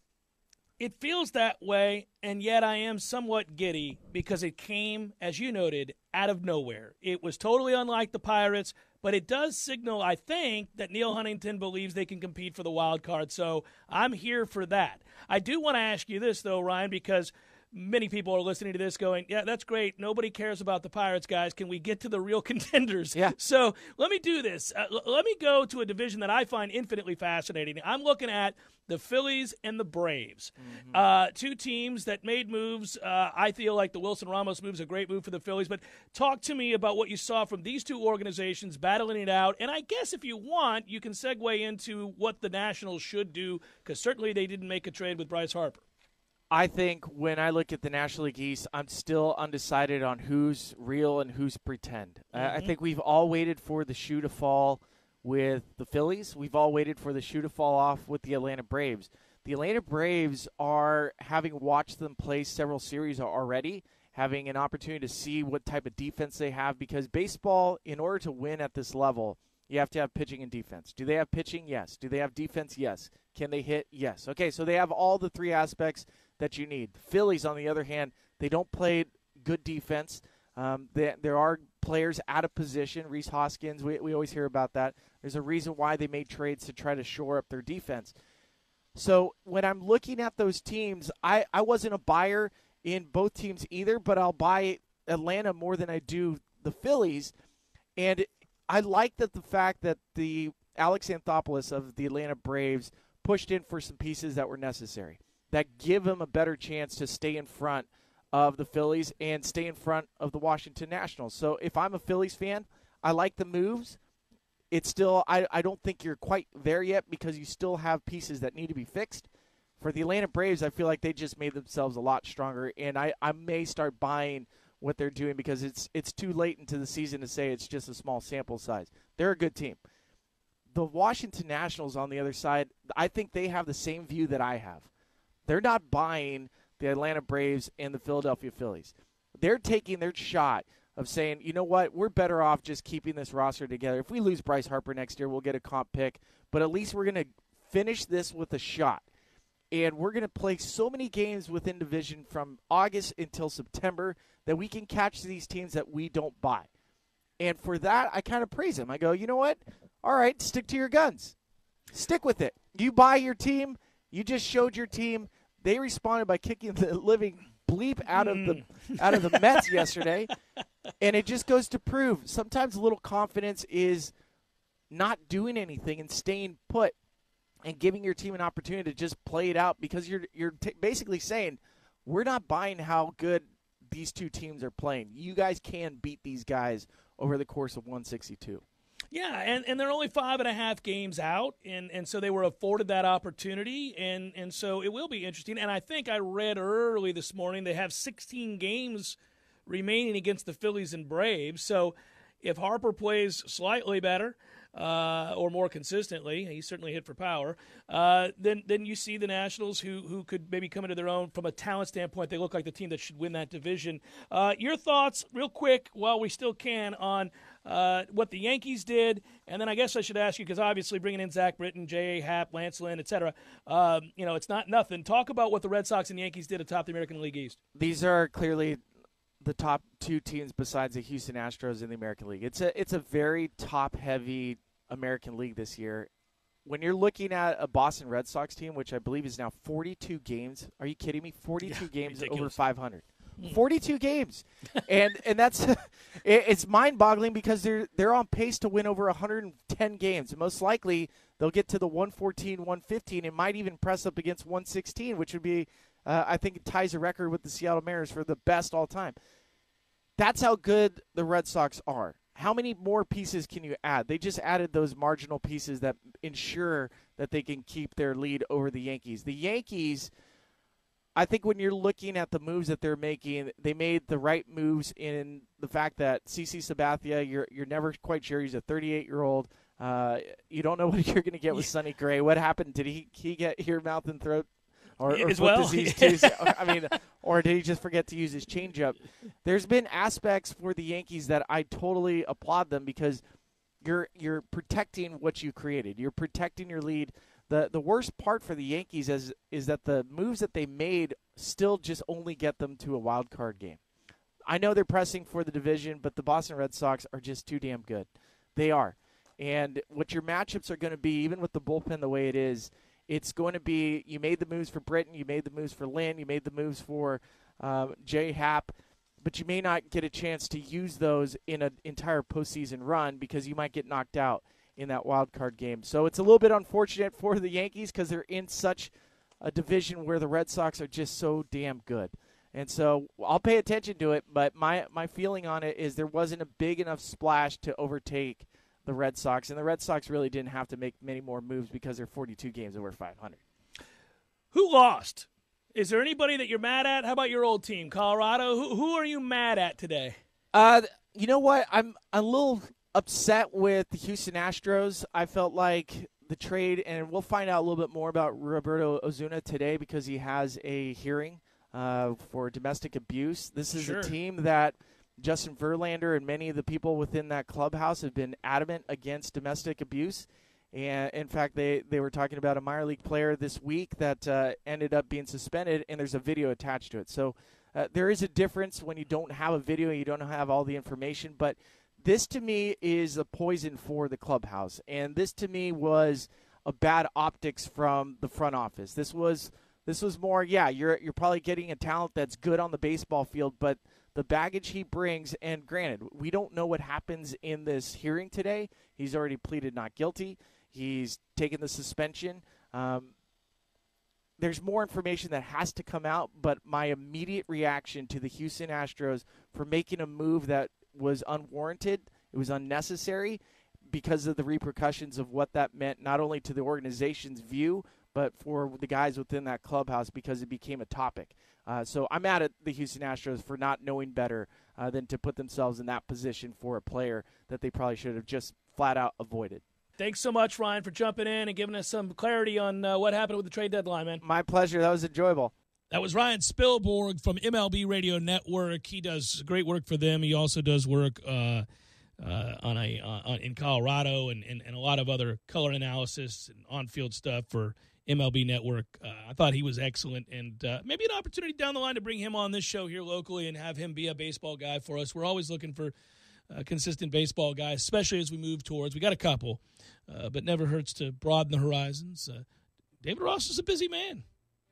I can't always get him on. He's busy flying all over the place doing color. Yeah, he really doesn't stay in one place for too long, does he? They got him moving, man. Yeah. So I ran into him at El Jalisco's not long ago. He was home briefly. Got to chit-chat with him a little bit there, but that guy he's in town. Hello, kids. Love your wife and family. Play a little baseball. Peace out. Got to ride out. It's if you've got I don't know what they give him. Do they give him a private plane or how that works? Probably not. I don't know. If you have that, it's not so bad. Well, he had a lot of leverage at the time of negotiation. They may. And this airport, really, you're going to live at Atlanta Airport just to get anywhere you need to go for work? That's right. You're right. That's tough. I don't know. I would probably ask for he's got enough money to be like, well, you could say no, and I'm fine. Well, and I think he would be. Yeah. I think he would be. Yeah, so he certainly does. Yeah, I just know that I'm not waiting around like a schlep. I'm getting to and fro like I want to go if that's my role, but it's a good role if that is how you get around. Because you get to see the best baseball the league has to offer. You're usually in prime time with the best games, as he has been a lot lately. I'm proud of him. Happy for him. Jeff Cameron Show, 97.9 ESPN Radio. Nowadays, everybody want to talk like they got something to say, but nothing comes out when they move their lips. Just a bunch of... When you're in need of auto repairs, look no further than Nice Tire and Auto Service. Nice has been in business for 16 years with long-term, knowledgeable sales associates. They have the latest wheel balancing machine in the industry. And for passenger vehicles, they service AC, brakes, suspension, tune-ups, and much more. Never sit through a long wait. Nice Tire and Auto has 10 service bays to get you back on the road quickly. If you have tire problems, check out their large inventory with various Goodyear and Michelin tires. Nice Tire and Auto Service, 4792 Bluntstown Highway, 574-4100. Sorry, boys, I did not have time to pack. We got this. It's right here, guys. We got this. I thought I could handle it. We got this. Moving doesn't have to be a hassle. Call us first at 2 Men and a Truck. No matter the move, home or business, we'll make it a smooth one. I forgot something. We got this.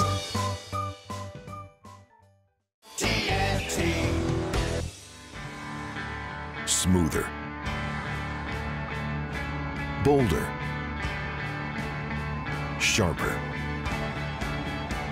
comfier, smarter, fiercer, tougher, stronger, longer, greater, prouder. Gravely zero-turn mowers.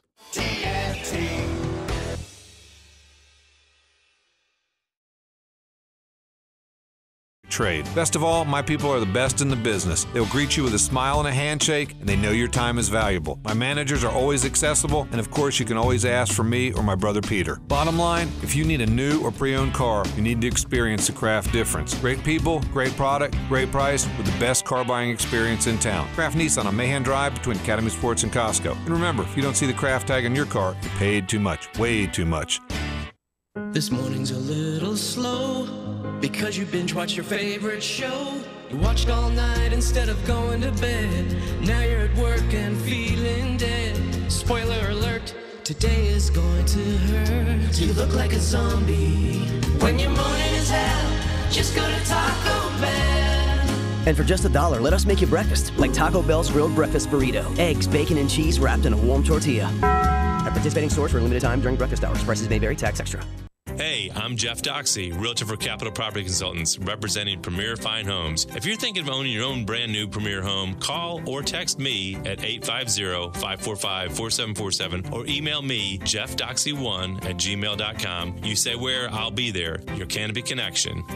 Ugh, can you please turn on the AC? Welcome to Florida, honey. It's freaking hot. I think I know how it feels to be hot. I was born here. Hi, this is Sarah with Seminole Auto Glass. High temperatures can cause that chip in your windshield to crack and spread, impacting your car safety and visibility. With Florida Full Coverage Insurance, windshield replacement is free, so choose the local company you know and trust. Seminole Auto Glass, 850-539-4527 or at SeminoleAutoGlass.com, because no one takes care of your car like Seminole Auto Glass.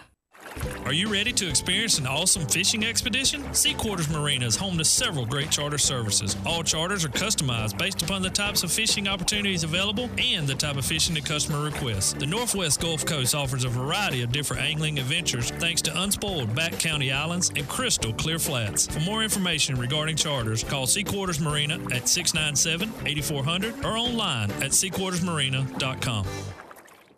Don't just listen to The Jeff Cameron Show. Watch it live. The Jeff Cameron Show Streamcast. Live weekdays 3 to 6 p.m. Head to ESPNTallahassee.com today to watch live or catch up on demand. The Jeff Cameron Show Streamcast. Brought to you by Nice Tire and Auto, your trusted Goodyear dealer.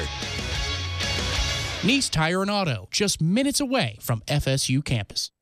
Broadcasting live from the AmeriGas Propane Studios in the capital city of Tallahassee. This is the Jeff Cameron Show, brought to you by Cornerstone Tool and Fastener on 97.9 ESPN Radio.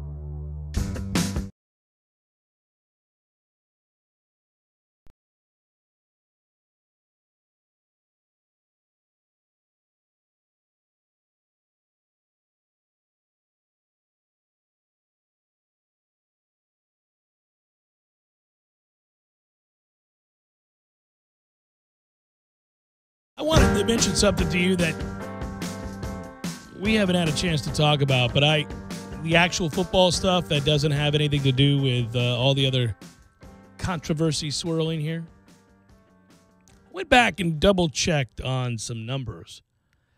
And listen, even your not so keen on gambling fans of the game gamble when football comes around, right? They get involved. People who are normally a little squeamish when it comes to gambling like to gamble on college football. We all have an opinion on that. Hell, they like to do it on NFL football. I hope somebody that we know is ready to hear from me, because it's been a while. The time is right, Tom. Yeah, I know. Yeah. Get in the preseason and say, hey, we good? Yeah, no, everybody's good. Everybody's good. He's gearing up, I'm sure. Everybody's ready to go. Things are put into place, Tom. We are all systems go. Wheels are rolling in motion. But I was looking at totals because, the more the summer has gone on, the more I'm pretty sure of a couple of things. If we're just going to throw around predictions here about things. These are college football win totals? Yeah. The more sure I am of taking the under, no matter the number, virtually, on Arizona State. That's just not going to work out. Yeah, did you listen to the Pac-12 kickoff coaches? Oh, no, and I should have. You need to. It's not going to work, Tom. Go under whatever that 4 or 5 is. They're not going to. No, go under. That is a disaster. The Herm Edwards hire is going to be, unfortunately, ours as a gift for only a season.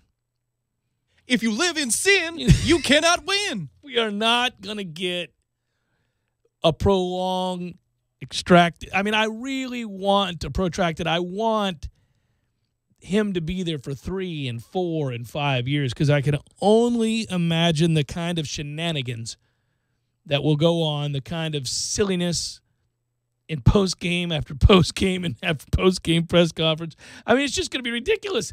And what's going to happen is it's so absurd and it was such a dumb decision that it's going to be a quite clear, unmitigated disaster, and they're going to fire him, and we're not going to get what we deserve. What's wrong with calling us the Suns? Drop the devil. Let's get more positive around here. So Arizona State, we're going under, Tom, in all caps. Under. Whether it's our guy or offshore, somebody you run across on the street, in the grocery store aisle, under. If somebody wants to play it, you go under on Arizona State. And I'll give you another under. Nebraska. Scott Frost, 6.5. Ooh. Well, 6.5, it depends on the out-of-conference scheduling right there, doesn't it? It does, but I don't see it for Nebraska. He's got a brand-new system he's putting in place. I think it's tough. When you're changing personnel and you're running something different, I think it's awfully hard to get Nebraska. Here's the schedule, by the way. The first 3 games, this is where you determine whether or not you're going to hit it. Well, they're going to win all 3 of those games, but then they play Michigan, lost. They could very easily lose to Purdue. Jeff Brom's got good things going on there. They're going to lose to Wisconsin. They did lose to Northwestern, I think, last year. PJ Fleck in Minnesota. What's going on there? Are we still in love with PJ Fleck? Under Minnesota's total. Okay, too. yeah. Under Minnesota. Still tough. Limited resources, Still tough to get some vibrant players. coach. But they got Ohio State on the road. They're going to lose that game. Now, they'll beat Illinois, but they're going to lose to Michigan State, and then they're at Iowa. Tom, I don't know. How does Nebraska get to 7 wins? How does Nebraska get to 7 wins? It's at 6.5, not 6? No, it's 6.5. Find me 7 wins on Nebraska's schedule. Ooh, boy. You can't do it. You can't do it. It's under all day, Even every if you day, give buddy. them Northwestern, Minnesota, Illinois. That's 3. And then the first 3 is 6. Give me a 7th win. Not at Michigan. They're going to have – okay, so they are going to have to beat either Ohio State, Iowa on the road, or Michigan State. They're not going to. They're not going or to. Purdue, the Purdue game at home. But that gives them the at Northwestern victory, which I don't know. I'm not giving them I'm that. not prepared I'm to not do prepared that. to give them that. So let's say they split there. Dude, you can't get it. You can't find it. Oh, this is going to be a terrible year. Under for Scott Frost at Nebraska I love in year it. 1. So I'm going to make a phone call tonight. I'm straight doling out wins for y'all. Okay. Big Daddy Jay came to play on August the 1st. Big Daddy is here for y'all. I was sitting there last night thinking about plays and getting my numbers in order, and I thought, Nebraska, boom, we're going under, below 6.5. Arizona State, I don't care if the number's 2, I'm going under. They're going to be awful. Minnesota, under with PJ Fleck, who I like, and he's actually doing some things, but they have to rebuild. I went and did a little research. Phil Steele helped out with that. Don't feel good about Minnesota this year. Hot damn, Big Daddy's done it again. You're damn right. I'm here for you. Huh. I'll have the whole list for you before this week is out. Yeah, what is Minnesota's total? That's what I mean. That helps. If it's 5.5, then Yeah, it's like that. It's like, yeah, I got to double check now. I'm a little sleepy, but I remember it stood out to me. I went, well, I don't know about that. I wrote it down in my little What do you book. make of Arizona? You like their quarterback, but now they've got Sumlin as their head coach. Tends to suspicion. I thought it was a good hire. That's a good hire for Arizona. It's Arizona. So we found his this line spot. of delineation where you're Yeah. comfortable with Kevin Sumlin as the coach. I was comfortable with him at Houston. Yeah. Okay, you were? Yeah. Okay. Well, he's lighted up. I mean, that was a good spot for him. I'm all right with that. I think that's a good hire. And they got a quarterback. They can throw it around the lot a little bit. Yeah, I think it's a good hire. Arizona could be interesting. But I'm going under Minnesota, under Arizona State, and under Nebraska. There are a few others. I need a couple more days of quite clear focus, and we'll. The most recent one I have, because the betting sites, as you know, they can be a little complicated just to get information on demand. You got to go through 3 or 4 portals. I don't know why they just don't do the quick Google links. I have to say, over in Britain, it is just. Oh, it's the best. It's going to happen here. This country is about to get hit over the head because it's beautiful. You know the FanDuel, DraftKings commercials and how they pissed everybody off for the NFL? Because they're ad nauseum. Yeah. Well, they have like 7 of those companies, 8 of those companies that advertise, and I was watching the Open Championship, and that's all the spot blocks are. They're just full of people telling you legal gambling, come to our website. Kenny Powers doing an ad over there. That's a beautiful thing, huh? By the way, over 9 wins on Michigan. Ooh. It's a good number, isn't it? That is a good number. It's all about that Notre Dame game. Notre Dame game. I suddenly think you can take a good long look at the under with Ohio State at 10.5. They'll probably turn that off today in Vegas. I'm going to go over on Penn State 9.5. I like Trace McSorley in Penn State. I think they're good. Minnesota's at 6. Under. Arizona State's at 5. Way under. I'm giving them 2 wins. Minnesota is under the 6 wins. By the way, that's even money on Minnesota if you take the over 6 wins. But I'm going to go – you're hurt by that. I may not touch it under 6 wins at minus 120. But – well, if you're certain, you make the bet no matter what it is, right? Well, yeah, I'm certain with Arizona State. I'm not as certain with Minnesota. Nebraska, the under's minus 110. That's fair. It is. Here's what I'll tell you about Minnesota. They went 5-7 and won 2, a grand total of 2 Big Ten games. So the problem they have is their defense is going to suck. They come back with most of their offensive firepower. Your non-conference games are always the key to these wagers. New Mexico State, Fresno State, Miami of Ohio. Do they win all 3? Yeah. Well, they have to get over 6. They won 2 Big Ten games a year ago. So look at those 3 games. Do they win against New Mexico State? Maybe. Fresno State? I have no idea. Well, I mean, on any given year, would you feel comfortable saying, I think Minnesota will beat Fresno State? No, it's like it's the test. If Fresno State beat Minnesota, would you laugh or just not even care? I'd not even care. Well, you just go, that sounds about right. Yeah. You liked West Virginia, right? The numbers at 7, according to data from about 6 weeks ago. They don't win games. That's the problem. That's why Dana Holgerson, while having ridiculously cool hair, he's got problems. They don't win games. Even money on the over. Will Greer's a good quarterback. They're going to throw it down the lot. They never stop anybody. They've got to listen. That first week, and I was talking about this today. This is fun. Okay, let's do this right now. I'll pull this up. I got my sheet over here. You bear with me, guys. We're a little disorganized. Get your sheet together. I got my sheet together. Here you go. Are you ready? Here we are. Auburn, Washington, huge game. Michigan, Notre Dame, huge. This is week 1. Michigan, Notre Dame, huge. LSU, Miami, really huge for LSU.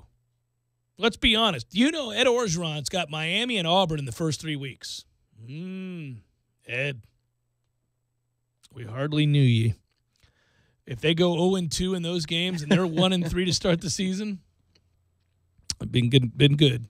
All right, Tennessee, West Virginia. So if West Virginia's going to do anything, they ought to beat the brakes off of Tennessee. Virginia Tech and us, obviously. But then you go through all these games, and I found myself, I looked at 92, okay? They're 92 week 1 games.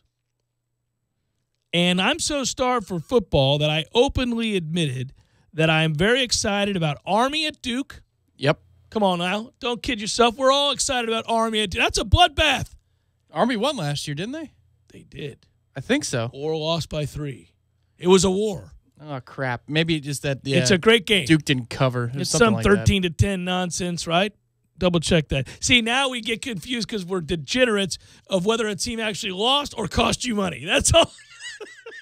The line gets blurred when you do it like that. Army beat that ass, 21-16. Boom. Which is, I mean, if Army beats you, they're beating your ass. Yeah, that's right. So an important game for the ACC back-to-back. You ready for these 2 important games for the ACC? Army and Duke. Wake Forest at Tulane, Tom. It's a big game for the conference. That's a big game for the conference. What is he doing? That's a toughie. But, all right, where else did I go? You know where else I went? And you knew I would. Richmond at Virginia. Yeah. The Spiders will come get you. They will come get you. I'm inclined to look at Richmond closely. Can somebody tweet at me, please? I don't usually do this. Where you can find live win totals. I've been looking while you're going through this whole list. Yes. Because all I'm getting is dated information from when they opened. But Vegas Insider doesn't have anything that I can find, and that's usually a go-to site. I think Bovada does. Double-check Bovada. Okay. I don't want to give free love to these places. But how can you have a link? I mean, if I search it in Google, it should just, boom, pop up right there. Matthew, does Top Bet have anything going for us in the moment? Has a friend ever told you about Top Bet having something that was updated? As a friend. Because Florida opened at 7.5 for the over-under. Even money on the under. That's had to have moved a game or 2, right? You would take the under all day. Hell yeah. Yeah. That's had to have moved. You know what's weird about Florida? Let me just say this. And I don't want us to get unduly influenced by the problems they've got recruiting right now and the off-field problems. But a lot of people seem to think because of that backfield with Scarlett coming back and all that, that they've got a veteran offensive line. Veteran suck offensive line. People feel good about that line down in Gainesville this year, Tom. Okay. They feel like it's a strength. One of the strengths of the team. Well, everything's relative, right? Right. So they feel like that's one of the strengths. So here's what I'll tell you. Having said that, then they feel like Dan Mullen may have success in year 1 if he just puts a modicum of offense on the field, right? Which we think he can do because he finds a way to do that. That Tennessee game's a big game. They're going to beat Tennessee, man. It's in Neyland. Ho, par, ho. Well, here were the 2 things I wanted to say that I feel like is destined to happen. Well, 3 things. I think Ed Orgeron is in his final season at LSU. This is true. This is going to be it for him. Yeah. All right.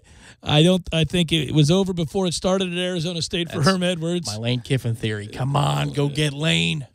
So, you know what would be a good play? Lane could do well at Arizona State. Anyhow, so there you go, right? You got that. Arizona State. Good luck. They worship the devil around here, Lane. Yeah, that's going to be grand opening, grand closing there at Arizona State for Herm Edwards. So that's 2. And then I think what was the third thing? Ed Orgeron gone, Herm Edwards gone, and perhaps I know what it is. Yeah, I think, and it's tough. I've waffled back and forth on this, but I do think that Notre Dame is going to win freaking 11 games. It's all about that week 1. It is. Yeah, and they're going to beat Michigan. That's a great game. That's a fun game. That's an important game. Well, if they're going to win 11 games, that means that we're playing a heavyweight Notre Dame in November. We are. I think we are. Well, that's awesome. Well, I'd prefer they be a little weak. I agree with you, but it's not like this year we're thinking 12-0 and Notre Dame is all that stands in the way between because you would have already played Clemson. I mean, it would be a damn shame to be sitting there undefeated and have to go to Notre Dame if you pulled off a shocker and beat Clemson here. Well, the game at that point would be somewhat of a freebie. If it came down between Florida State and Notre Dame, you could still win the conference and still get in there. But if you're a conference champion and you play that game on the road and with our lose schedule, you're all right. It's not as big of a deal as if they beat us here in Tallahassee. Yeah, fair enough. I think that's going to be a good Notre Dame team. The problem is quarterback for them. So they're going to play good defense there this year. If we're undefeated playing Notre Dame, what are we doing here? We are a Boston College win away. Oh, then oh no! From looking, Steve, don't you? Then we're staring at the playoff at that point. We're staring right into the eyes of the college football playoff. Don't you like that when we get into these conversations these days, we're perfectly capable of just ignoring the fact that we play Florida after Boston College? We're more concerned with Boston College than we are Florida. Infinitely more concerned. Yes. Way to go, Steve. You drive by Gainesville and flick them off when he rolls into Tallahassee. Well, you go visit somebody down south. And I would be at least above zero concerned if we were down there this year. But it's here. And they've got a mess. Who knows who's going to be eligible on that team by that time? It's good stuff. Final hour, forthcoming. Stay with Jeff Cameron Show, 97.9 ESPN Radio. We'll have Danny Kanell on from earlier today.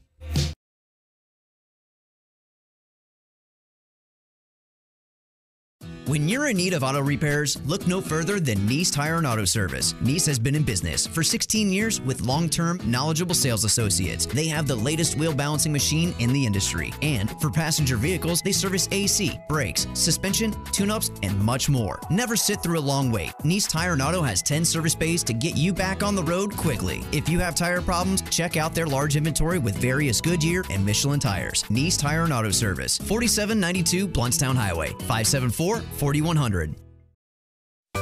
Sorry, boys, I did not have time to pack. We got this. It's right here, guys. We got this. I thought I could handle it. We got this. Moving doesn't have to be a hassle. Call us first at 2 Men and a Truck. No matter the move, home or business, we'll make it a smooth one. I forgot something. We got this.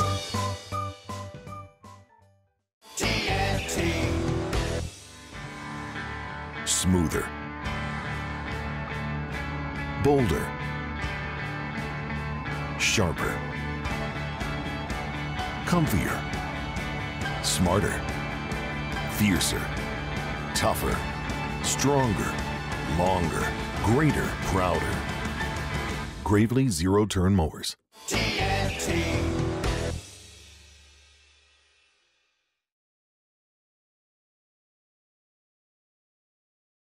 Full Service Marina and presented by Hobbit American Grill and Mike's Marine Supply. This morning's a little slow because you binge watch your favorite show. You watched all night instead of going to bed. Now you're at work and feeling dead. Spoiler alert, today is going to hurt. You look like a zombie when your morning is hell. Just go to Taco Bell. And for just $1, let us make you breakfast, like Taco Bell's grilled breakfast burrito. Eggs, bacon, and cheese wrapped in a warm tortilla. At participating stores for a limited time during breakfast hours. Prices may vary, tax extra. The Mitsubishi Motors Summer Season Pass sales event. That's 0% financing for 72 months and no payments for 90 days on select models. Take the all-new 2018 Eclipse Cross with its striking design and advanced technology. Start a road trip with up to 7 passengers in the 2018 Outlander. Or be adventure capable and energy efficient with the all-new 2018 Outlander PHEV. Hurry into your local Mitsubishi Motors dealer. Exciting offers end September 4th. Special financing and option of deferred payment available through Ally Financial, subject to approved credit and insurance. Price, terms, and vehicle availability may vary. May not combine with factory cash rebates. See your participating dealer for details. Offer valid from August 1st through September 4th, 2018.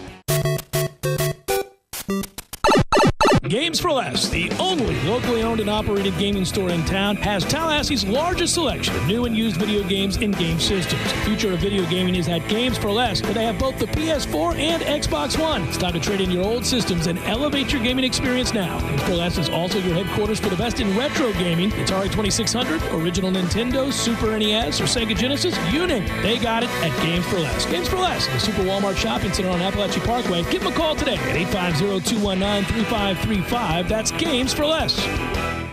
This Day in Sports, brought to you by Superlube, 19 Tallahassee area locations. Quick, convenient, no appointment necessary. Get your history lesson weekdays at 5:30 during the Jeff Cameron Show, right here on 97.9 ESPN Radio. Driving every day from the AmeriGas studios in the capital city of Tallahassee, this is 97.9 ESPN Radio, WTSM, Woodville, Thomasville, Tallahassee. Broadcasting live from the AmeriGas Propane Studios in the capital city of Tallahassee, this is the Jeff Cameron Show, brought to you by Cornerstone Tool and Fastener on 97.9 ESPN Radio.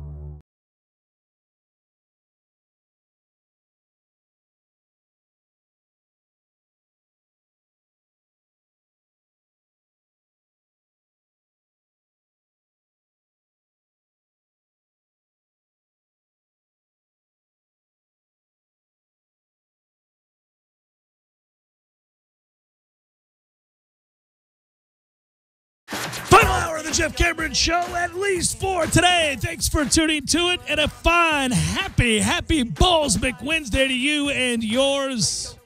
Happy first day of August. 23 days, 21 hours, and college football begins. But you know what we don't know is exactly when practice begins for Florida State. What gives, kids? I'm told Monday, camp begins Sunday. Can't hammer down those specifics just yet, though, right? We don't know. It's kind of I have no idea. Little weird. We still don't have any idea exactly. We don't know what days of the week we're going to be there practicing, or what days are going to be days off. You know, the scrimmaging kind of stuff that usually comes out in the first week of practice because it's the coach's discretion of when he's going to tab a scrimmage day. But yeah, it would be nice to have the map out. That'd be kind of. I mean, it's just another thing to check off the list. Yeah, I'm with you. I'm not going to lose sleep over it, I don't think. But, yeah, I think a lot of people would note that maybe we're the last to announce exactly when everything starts. I would also celebrate the fact that this Friday practice begins all over the country for a lot of schools.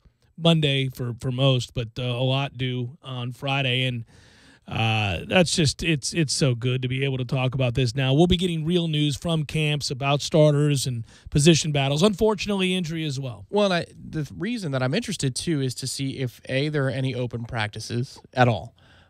B, if there are open practices to the media that may be more open than they were for the Jimbo Fisher days. Yeah, the length of time that you're able to stay and watch. Because that's now relevant to us.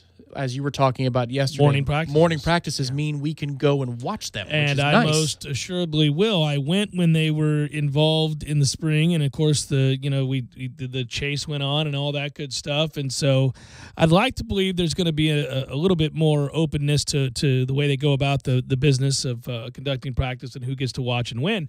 We shall see here, I'm sure, in mere hours. The big story of the day is without question the Brett McMurphy story on Urban Meyer. As more and more details trickle out, this has been the thing that has captivated all of college football today as we enter into the month that college football begins. And if what's on the surface here and in the details of McMurphy's report are proven to be 100% accurate, and Urban Meyer's denials are proven to be false, he's going to lose his job. I don't think there's any way around that. It would be easy, I think, to project and we're betting guys, that he is going to lose his job. My money would be on that.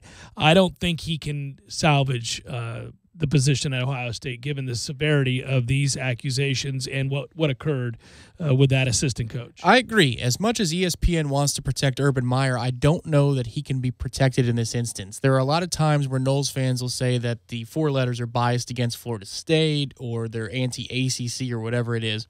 I don't put a ton of stock into that line of thinking. No. A couple of things that have stood out as weird to me over the last couple of years, though. When they did the top 11 rankings with the Gators, which they've never done a top 11 ever in their history, except for this 1 week where Florida was included in this ridiculous list. And the way they treat Urban Meyer at every turn, I guess it's because he worked for them between his stints in Gainesville and Columbus. Between the first fake heart attack and the one he's about to announce that he had. But if you go to every website, unless it's changed in the last 5 minutes, I'm talking SI.com, CBS Sports, Fox Sports, and ESPN, NBC Sports. The story features heavier and more direct language that links Urban Meyer to a cover-up of the Zach Smith domestic abuse on his wife, yes. Right, and it's in a more prominent place on all of those sites, except for NBC Sports, which I think is awesome. NBC Sports says we don't give a damn about college football. No, it's nowhere on their homepage. Hey, they know what they are. They are all in on pro football. They'll give you some pro baseball. They're mostly all things pro. Yeah. And or Olympic sports, because if you need a good story on curling, NBC Sports has got you. That's the only place that's got you. NBC Universal. Yeah. It's like, here's the big volleyball match this weekend. We got you. So let me give you a little backdrop if you're tuning in here. Ohio State wide receiver coach Zach Smith was fired on Monday. It was less than 12 hours after Brett McMurphy, uncovered multiple domestic violence allegations against Zach Smith from 2015 as well as 2009. Ohio State announced that evening on that Monday that he was terminated, and he is the grandson, as you noted, of former Ohio State coach Earl Bruce. And he has been the only remaining assistant on Urban Meyer's staff after Meyer took over at Ohio State in 2012. So, 34-year-old guy, and was alleged originally to have committed domestic violence on his then pregnant wife, Courtney Smith. She has produced pictures of multiple lacerations, bruises, and the like, pictures of those injuries that she incurred, she says, from that domestic abuse, and was, as she called it, a victim of sustained physical abuse even while pregnant. They ended up divorcing in 2016. Fast forward here to some stuff in 2015 where he was investigated again. And it's fascinating. Urban Meyer at the Big Ten meetings decided to refer to this case and refer to those reports by McMurphy as something he was unaware of, and why would somebody make up a story like that, quote unquote? Yeah, for clarity's sake, he was aware through reports of the 2009 incident. He recommended counseling, but 2015, he says, right, 2015, no he said he knowledge. had no idea about. Right, yeah, right. That's from earlier talking points today. No, you had it right this segment, just fine. Yeah, so as that turned out, he inferred that Brett McMurphy, it's tough for me to say, was making stuff up. McMurphy decided, oh, okay, well, let's lay waste, and did all kinds of pictures and documented texts and the like. And this all adds up to, in my eyes, the end of Urban Meyer's coaching career, at least in college football. Audio of McMurphy flying by Columbus, Ohio. Columbus, Ohio today. This was earlier today when he responded, if you will.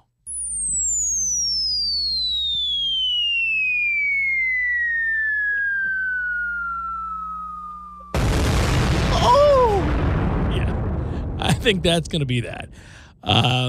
If you want to read more about that, the Brett McMurphy, for the third time, story is basically posted everywhere now. You can find it on his Facebook page, as he is a former ESPN journalist who's currently without a home.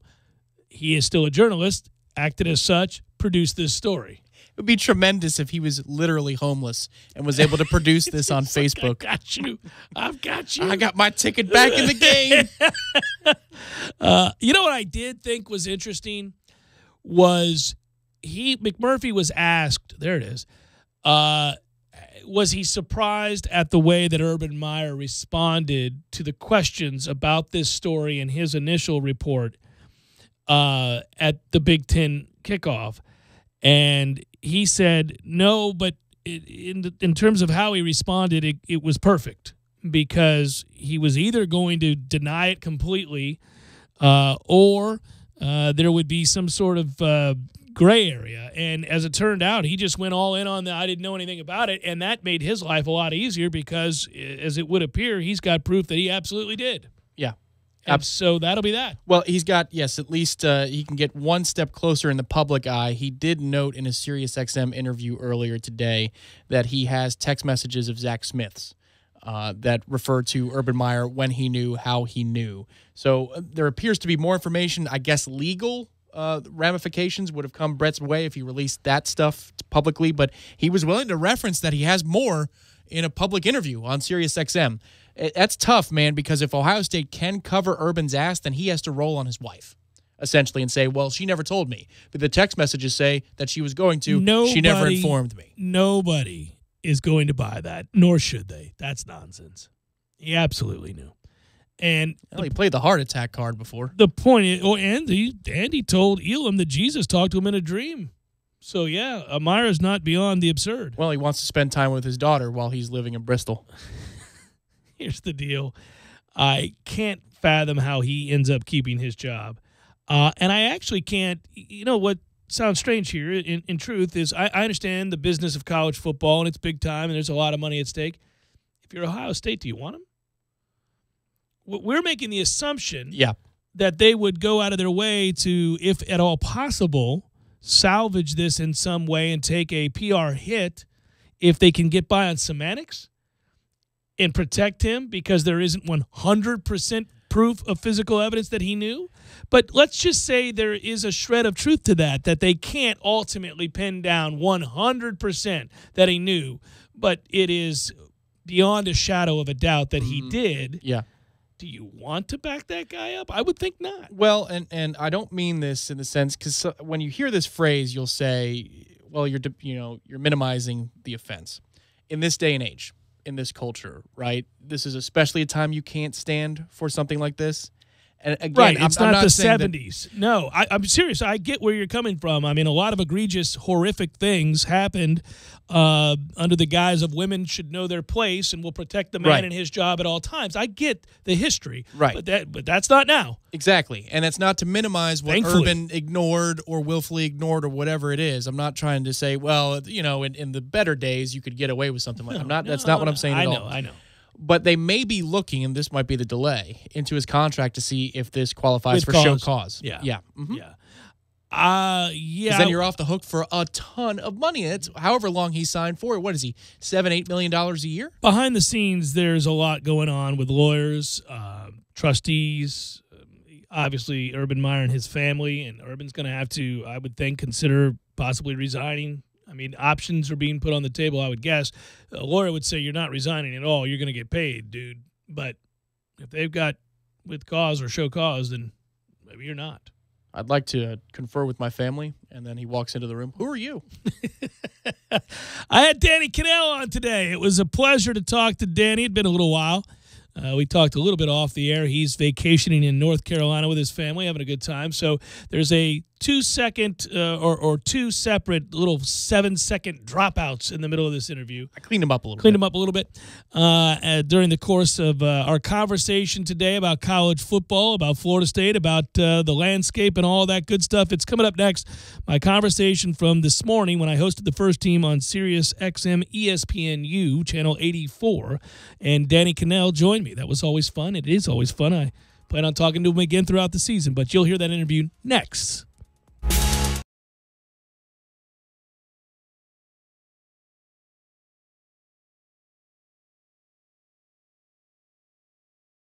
When you're in need of auto repairs, look no further than Nice Tire and Auto Service. Nice has been in business for 16 years with long-term, knowledgeable sales associates. They have the latest wheel balancing machine in the industry. And for passenger vehicles, they service AC, brakes, suspension, tune-ups, and much more. Never sit through a long wait. Nice Tire and Auto has 10 service bays to get you back on the road quickly. If you have tire problems, check out their large inventory with various Goodyear and Michelin tires. Nice Tire and Auto Service, 4792 Bluntstown Highway, 574-4100. Sorry, boys, I did not have time to pack. We got this. It's right here, guys. We got this. I thought I could handle it. We got this. Moving doesn't have to be a hassle. Call us first at 2 Men and a Truck.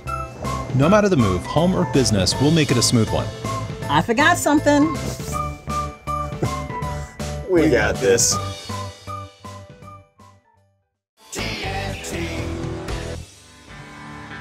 Smoother, bolder, sharper, comfier, smarter, fiercer, tougher, stronger, longer, greater, prouder. Gravely Zero-Turn Mowers.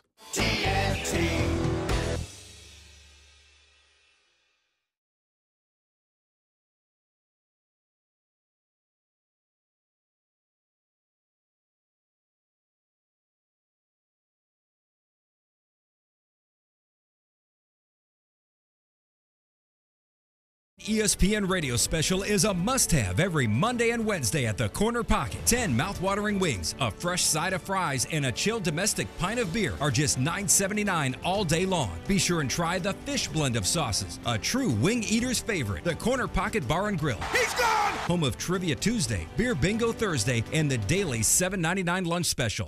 I'm Jim Cook, brewer of Sam Adams, here to tell you about Sam 76, a revolutionary beer, a fusion of ale and lager fermentation. Sam 76 gives you the taste and hoppy character of an IPA with the clean, crisp finish of a lager. When you put a craft ale and lager together, you get a sound you've never heard before. Crushable craft beer. Sam 76, in a can because only a dumbass would try to crush a bottle. Boston Beer Company, Boston, Mass. Savor the flavor responsibly. O'Reilly. Clean away dirt and grime and bring out your vehicle shine with super savings on O'Reilly Car Wash. Right now at O'Reilly Auto Parts, pick up a gallon bottle of O'Reilly Car Wash for $3.99. Clean, shine, and protect your vehicle with O'Reilly Car Wash on sale for $3.99 at O'Reilly Auto Parts. Better parts, better prices every day. Limits apply. See store for details.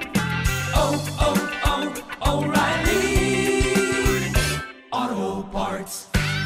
Need help moving? 2 Men and a Truck Tallahassee provides professional home and business move services, both locally and long distance. For your next move, visit 2men.com or call them at 850-224-2232. 2 Men and a Truck, the movers who care. I give to you easy laundry service from my friends at Wash Around the Clock. Oh, buddy, this is a game changer. If you're like me, your life is hectic. Between work, school, your kids' sporting events and activities, well, it leaves you precious little time to kick back and take a load off. About the last thing you want to do is hours of laundry, but there it sits, staring at you, taunting. No more. That's right. More watching, less washing. Save hours of valuable time when you sign up not doing laundry with easy laundry service from Wash Around the Clock. Whether it's dry cleaning or just plain laundry, Wash Around the Clock's easy laundry service will pick up and deliver at your home or office. So sign up for free today at easylaundry.net, or you can give them a call, 850-597-9007. Again, sign up today at easylaundry.net. Oh, and by the way, I got you. Use promo code JCS20 and save 20%. That's promo code JCS20. You're saving 20% on your first order. That's easylaundry.net from Wash Around the Clock.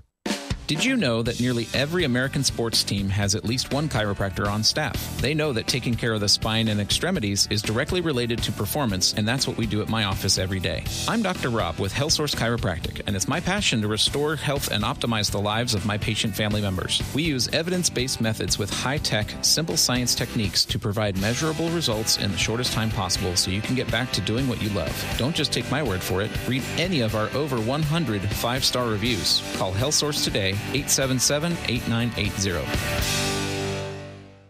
The Mitsubishi Motors Summer Season Pass sales event. That's 0% financing for 72 months and no payments for 90 days on select models. Take the all-new 2018 Eclipse Cross with its striking design and advanced technology. Start a road trip with up to 7 passengers in the 2018 Outlander. Or be adventure-capable and energy-efficient with the all-new 2018 Outlander PHEV. Hurry into your local Mitsubishi Motors dealer. Exciting offers end September 4th. Special financing and option of deferred payment available through Ally Financial, subject to approved credit and insurance. Price, terms, and vehicle availability may vary. May not combine with factory cash rebates. See your participating dealer for details. Offer valid from August 1st through September 4th, 2018. The Jeff Cameron Show is brought to you by Cornerstone Tool and Fastener. Big store pricing with local service. Online at ctf.nu. It's glorious as we enter August to be talking all things college football, and joining me to do that right now, Danny Kanell. Of course, you can find Danny just about everywhere. I think you are everywhere, Danny. And I would say this, Mad Dog Radio, Sports Radio, you'll find him. And maybe not, I don't know, you going to do radio today or no? I am. Okay. I'm on vacation, but that's the perks of working for SiriusXM is you can work from anywhere. And you'll actually see it's kind of like I'm from the surface of the moon up here in the mountains of North Carolina. The connection's a little dicey, but that's one of the perks of working for SiriusXM. I don't disagree. I don't have to leave your old stomping grounds, Tallahassee, to work at SiriusXM either, which is a good thing. Hey, nice. So on that note, what do you let's go big picture here, Danny. What are you most intrigued by as we enter into August and we can now legitimatately start talking all things college football? What's on your radar that you are fascinated to find out about? You know, Jeff, I think I'm it's funny because I've been doing a lot of research recently, just kind of surveying the landscape.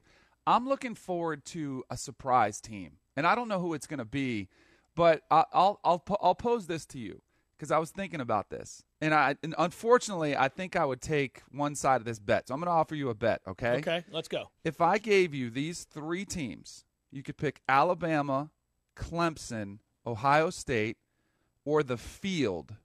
Who would you take to win the national championship? Well, unfortunately, I would take Alabama.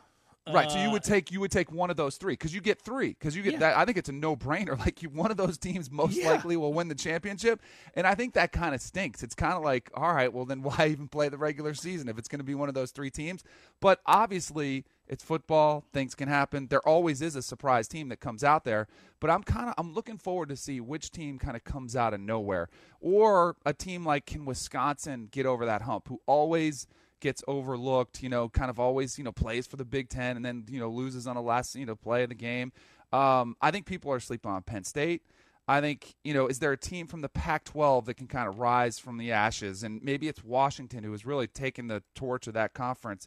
Is there another team out there that can kind of just surprise? And, maybe it's Miami. Maybe the Miami Hurricanes, this is their breakout year, and they can, beat Clemson in an ACC championship game. So for me, like big picture-wise, like we always have the same teams that are in the mix, and it probably will be the same story. But I want to see who's that team that's going to kind of rise out of nowhere this season. You and I are on a similar talking point, Danny. I think it's bad for college football. The lack of competitive balance is what you're referring to. When you can start a season as let's just remove our garnet and gold colored glasses, or whomever it is you're listening out there that you root for. If you're able to start a college football season as just a fan of college football, and you know in your heart of hearts that you can't really identify any more than, say, 5-6 teams that have a legitimate shot to win a national title, you got a problem in the sport. Yeah, I think so too. I really do agree with you. I would put the number probably at 8 teams that realistically can win the title and not make the playoff, because there'll be teams that'll make the playoff and but they can't hang with those elite of the elite, right? Like the Bamas, the Clemsons, and they'll win their conference and they'll come out somewhere and have a good season. But can they win the national championship? I don't think so. And it's similar to the NBA, the way the NBA is playing out with the Golden State Warriors. Exactly. Them and the Cavs were going back and forth. And maybe we get yet another, Clemson-Bama matchup, which is fun. It's the best, most talented teams. But does it get old after a while? Do fans get tired of it? Probably. And that's one of the reasons I was so outraged last year. I guess you could use that word. But with Bama getting another chance when they didn't even win the SEC, because I was like, well, that was your opportunity to have a new player at the table, to get somebody else in the playoff, or at least, make it a little bit tougher. Because I honestly feel like, shouldn't Bama, with all their resources, with all the 5-star recruits, shouldn't it be a little bit harder for them to win a national championship to get to the playoff, and instead we made it easier for Bama to get to the playoff. Like, that to me just made little sense. And that's also why I would like to see 8 teams in the playoff, because granted, you might not get one of those teams to win, but at least you would have had a new player in the game in UCF. Like, they would have had a chance, and maybe they would have gotten beat, but maybe they would have upset somebody. You don't know. So I think that's why college football really needs to look at and evaluate the playoff system and the way we do things. Well, it's interesting, Danny. It speaks to Alabama's success and what Saban's done that you want to institute specific Bama rules. It's not just Bama.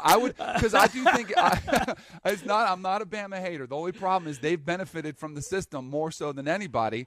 And like, if it was an 18 playoff, I would have had zero problem with them getting in as a wild card and not winning the SEC, because clearly they would have been one of the best teams in the country, one of the top 8. I just feel like it should be a requirement that you are a conference champion to get in the playoff as we currently sit.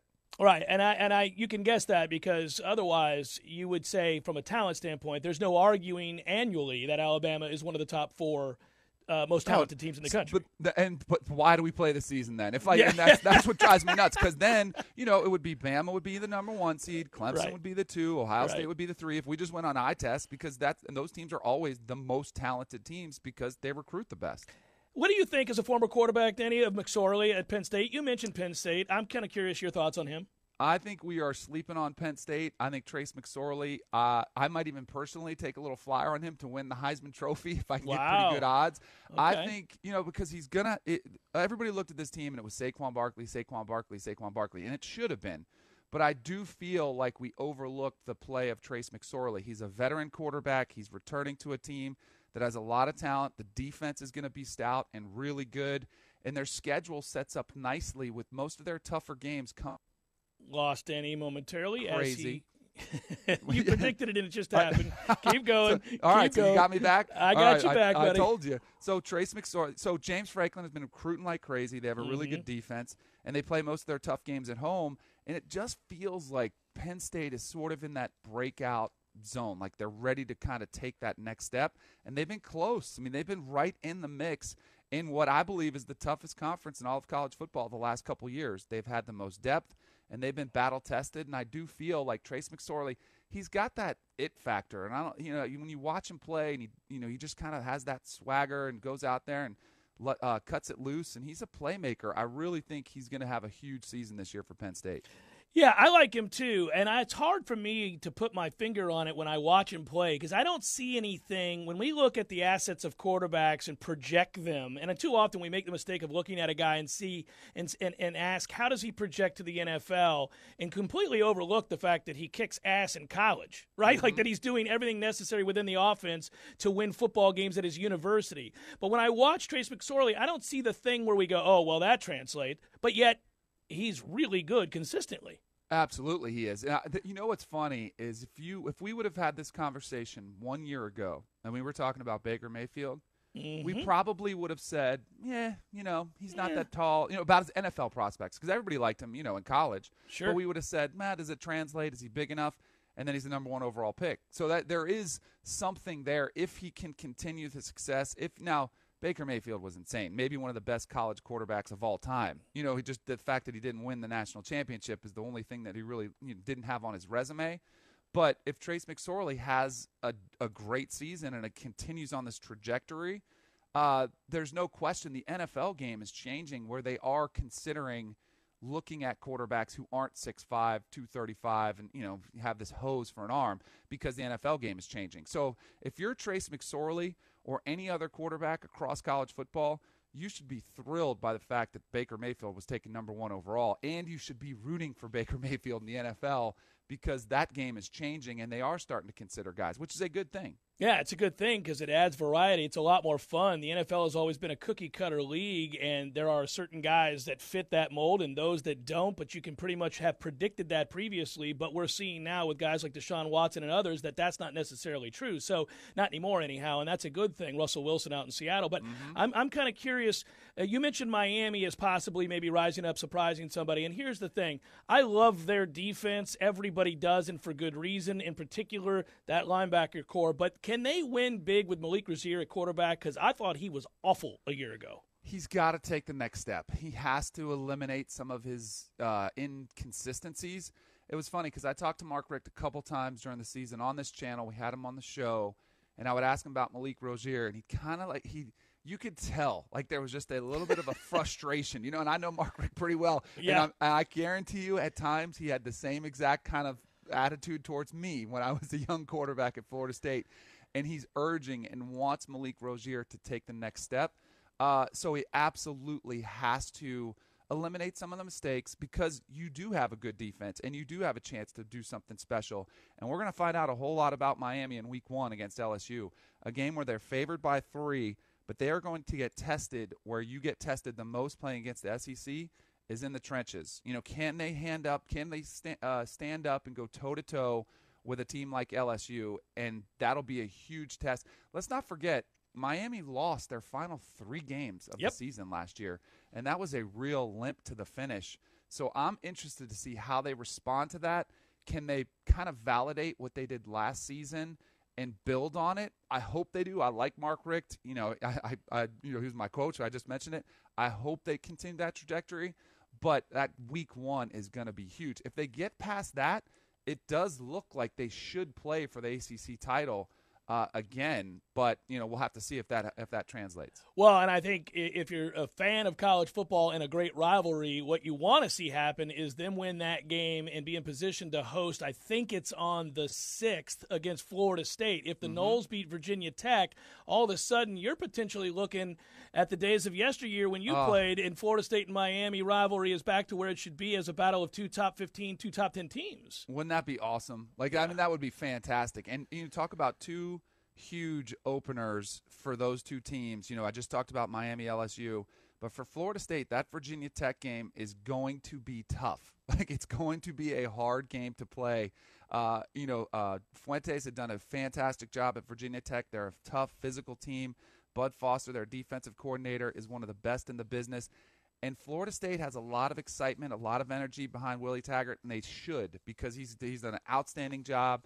There's a new sense of energy around Tallahassee, and I'm sure you know it better than anybody living there. There's a lot of excitement, a lot of optimism, and they need, again, to capitalize that and try to start that season off on a strong point because it's one of those fan bases, and I know them well, that if you don't get that first win, it's like, uh-oh. There's a lot of, panic can set in pretty fast. Yeah, they can cast a John Desai your way pretty quick when you're the new guy. And they don't have a lot of experience in the new guy. And so that's the thing. Coach Bowden, the legend that he was and is replaced by a guy that was already on staff and head coach in waiting Jimbo Fisher, and he's able to build and win a national title. This is really, for Florida State fans, alumni, supporters of any kind, former players like yourself, a unique experience because they're watching a guy come in from the outside. Now, he's a Florida guy. I know he's at Oregon a year ago, but he's from the state of Florida, grew up a Florida State fan, but he's kind of an outsider coming in. Florida State fans haven't had to do that in eons. No. I mean, it's been 40, 50 years? Yeah. Nuts. It's been literally crazy. Yeah. I think Willie Taggart was the perfect hire.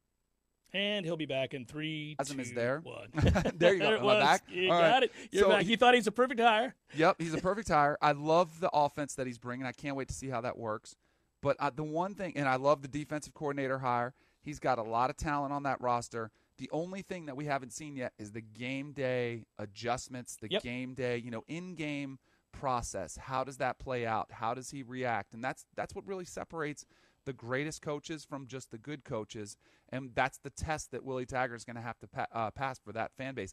I saw the Vegas win total for Florida State is only 7.5. That's right. I think you should jump all over it, to the over. Are you with me on that? Yeah, I picked the over as well because I think they're going to beat Virginia Tech. It's been a tough offseason for Virginia Tech. I interviewed Justin Fuente a couple of weeks ago at ACC Kickoff, and it was the weirdest thing. He almost, without saying it, conceded that was a huge uphill battle for his team because of the offseason that they've had, in which they've had to replace 11 scholarship players for various reasons, some of them controversial off-the-field situations on defense. They're on the road at night in that game. So if you project Florida State to win that game, and I'm not saying I'm writing that in pen, but if you do, then you're looking at them, a tough schedule still, but it's maybe at Miami could be a loss. Clemson, of course, could be a loss. Right. At Notre Dame could be a loss. But it's hard hard to find, 5 losses if you beat Virginia Tech? You really can't. I'm with you. And I think it's sometimes we forget because the season just crumbled so fast last year that at this time last year, what were they ranked? 3? When they were playing Alabama, and then they lose their quarterback, which is devastating. I'm telling you, the quarterback position is so important in college football and the NFL and everywhere. And if you don't have one, it gets coaches fired. It implodes season. And a lot of times you have to have 2. It's such an important position. And James Blackman did an admirable job filling in, but to have a true freshman go out there was a huge task to ask them go, especially when a head coach is kind of already checked out on the team. Right. It was a really bad situation. But that roster, there were some losses to the NFL, but there are still some really good pieces. You're getting DeAndre Francois back. You've got Cam Akers back, one of the best running backs in the country. The defense should be filthy. You should have a really good defensive line. So for a lot of reasons, I look at this roster and say, I'm with you. Like, how do you not have at least 8 wins with that roster? Yeah, especially if you win that opener against Virginia Tech. 2 things before I let you go, Danny. Since you did, if memory serves, we were in school at the same time, you won the job as a sophomore? No, so it was a junior. Junior, okay. I was supposed to. That was going to be the plan. I was supposed to redshirt and then sit out a year, and then Charlie would have been there 2 years, and then I would have started as a redshirt sophomore. But there were a couple injuries, and I was forced as the backup as a true freshman. So I didn't get that redshirt year. Okay, that's what it was then. There was that stretch where Florida State, really, it was great fortune where they could just start redshirt juniors every year. Yes. I mean, every turnover of quarterback. Remember that cycle? Yep. It was incredible. Okay, so the reason I asked you that was, more importantly, to ask you this. You just talked about the importance of a quarterback, and if DeAndre Francois wins the job at Florida State, it means that, A, he's talented, but it also means that he will have done a good job of repairing some relationship damage in some off-the-field situations. What do you find in the locker room to be the most important element of how you lead at that position? I think the most important thing is getting guys who want to rally around you and guys that believe in you. So when you step in that huddle or you talk to the team in the sidelines, because nobody huddles anymore, Florida State probably won't either with the way they want to go pace and tempo. But really, and it's throughout the week, when you talk to players, they look in your eye and they say, I want to play with that guy. I can follow that guy. And they believe in you no matter what happened the last play, the last series, the last game. You could throw two interceptions, 2 pick sixes that cost you the game. You could have a really bad throw, but the team says, you know what? We know this guy is the guy that can lead us to that next level. That's kind of what the leadership is about, getting players who believe in you and believe in your abilities. And that's not easy. Like, and it's not you. It takes a lot of time and it takes a lot of trust that's built up over proving it over and over, and it's proving it in practice. It's proving it by staying out of trouble off the field. It's proving it by being respectful of your coaches. It's it's proven 365 days a year, not just the 12 times on Saturday when you're on the field. We got an awesome slate week 1 of the big games: Auburn, Washington, Michigan, Notre Dame. I don't want to slide anybody. LSU, Miami, Virginia Tech, Florida State, aforementioned. There's a lot of them. Obviously, Alabama and Louisville, although I think Alabama's going to kill Louisville. Yeah. Your thoughts on your favorite game of that first week? Michigan, Notre Dame. No, it's not even close. I don't think so, because it's going to be in South Bend. I think talk about teams we're sleeping on. Notre Dame's probably one of them. But with Jim Harbaugh, this is year 4 with Jim Harbaugh. And, the way I kind of summarize it's like this. Year 1, everybody in the country was excited that it was good for college football, right? Jim Harbaugh, Michigan man, comes back home. Year 2, the SEC's like, this isn't so cute anymore. Like, he's coming to take our recruits. They started to get annoyed. The less college football started to get annoyed. He's just getting a lot of these, clips and quotes in the newspapers. Mm-hmm. And then year 3, which was last year, it almost felt like Michigan fans were starting to get a little bit antsy, a little bit annoyed. Like, all right, all this stuff is cute, but let's start to show some results. So I think Jim Harbaugh has some pressure on him from within that Michigan fan base. So I want to see, is this the year that Michigan can get it done? And that week 1 is going to be so huge for them, because if they don't, look out, because the Michigan faithful are going to start, getting a little anxious as well. Well, especially when you don't beat your rival. They're coming off a 5-loss season, a 3-loss season, and a 3-loss season. At some point, show and prove, as they say. Danny, always a pleasure, buddy. Be well. Enjoy North Carolina. All right, buddy. Take it easy. All right, take care. That's Danny Kanell. Hello, my friends. You've heard me talk. When you're in need of auto repairs, look no further than Nice Tire and Auto Service. Nice has been in business for 16 years with long-term, knowledgeable sales associates. They have the latest wheel balancing machine in the industry. And for passenger vehicles, they service AC, brakes, suspension, tune-ups, and much more. Never sit through a long wait. Nice Tire and Auto has 10 service bays to get you back on the road quickly. If you have tire problems, check out their large inventory with various Goodyear and Michelin tires. Nice Tire and Auto Service, 4792 Bluntstown Highway, 574-4100. Sorry, boys, I did not have time to pack. We got this. It's right here, guys. We got this. I thought I could handle it. We got this. Moving doesn't have to be a hassle. Call us first at 2 Men and a Truck. No matter the move, home or business, we'll make it a smooth one. I forgot something. We got this.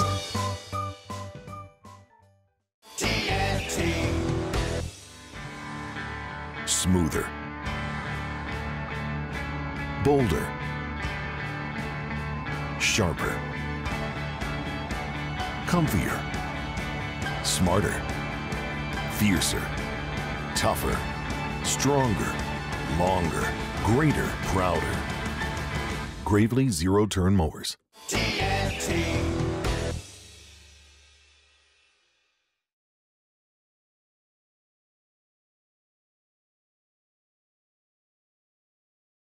Family, the Parker Brothers tell you the truth. We'll fix your roof, 'cause it's what we do. With quality, integrity, and pride. Parker Brothers Roofing, professional every time. Stay safe and dry inside. Hey, this is Wendell Parker of Parker Brothers Roofing. Most startup companies go out of business within their first 3 years. It takes years of experience for a roofing company to be exposed to and learn all the things that can go wrong. Don't gamble your valuable home to an inexperienced roofer. Parker Brothers has been in business in the community since 1995. Give us a call now at 656-8112. Parker Brothers Roofing, professional every time. Stay safe and dry inside. TGC 042221, CCC 049350. Don't just listen to The Jeff Cameron Show. Watch it live. The Jeff Cameron Show Streamcast. Live weekdays 3 to 6 p.m. Head to ESPNTallahassee.com today to watch live or catch up on demand. The Jeff Cameron Show Streamcast. Brought to you by Nice Tire and Auto, your trusted Goodyear dealer. Nice Tire and Auto, just minutes away from FSU campus. So, Jeff. Yeah. I run into these ladies named Kathy and Grace. Mm-hmm. They love you, by the way. Oh, they're smart people already. Oh, my gosh. And darling ladies. They were at Bumpus, and they were telling me how they went to Gordo's and that it wasn't open yet. And I said, no, we are open, ma'am. I could have assured them that it is most definitely open. This week, we'll be in process of moving. Now, I know it's sad. I've been there for... I'm a little emotional. I love the old Gordo's. You're telling me the new Gordo's is going to be better, though? Well, the Gordo's and Market Square, the old Gordo's on Pensacola Street. It's not going anywhere. Still open. Still open, going to be there. For life. I hope so, God willing. And if you're on this side of town, you can always come eat at Bumpus. New one is open when? A week, 2 weeks, something like that? I'm shooting for a week, Jeff. All right, I like it. Shooting for a week and same maybe great two. Food, same mahi, new drink specials, new more drink beer? specials, more beers. We'll have a patio. All right. We're going to have, with fans and everything. It's going to be highfalutin, Jeff. Highfalutin, the new Gordo's in a week or two. And in the meantime, go to Bumpus. In the meantime, please come check out Bumpus. All right. Yay, new Gordo's. We'll see you soon. Right on. This Day in Sports, brought to you by Superlube. Superlube, 19 Tallahassee area locations. Quick, convenient, no appointment necessary. This day in sports history. August 1st, 1978. Pete Rose went 0 for 4 against the Atlanta Braves, ending his hitting streak at 44 games. Rose was the first player to challenge Joe DiMaggio's 56-game hitting streak and received an enormous amount of media coverage. The feat gave him the second highest hit streak in history, tying Willie Keller, who first did it in 1897. Broadcasting live from the AmeriGas Propane Studios in the capital city of Tallahassee. This is the Jeff Cameron Show, brought to you by Cornerstone Tool and Fastener on 97.9 ESPN Radio.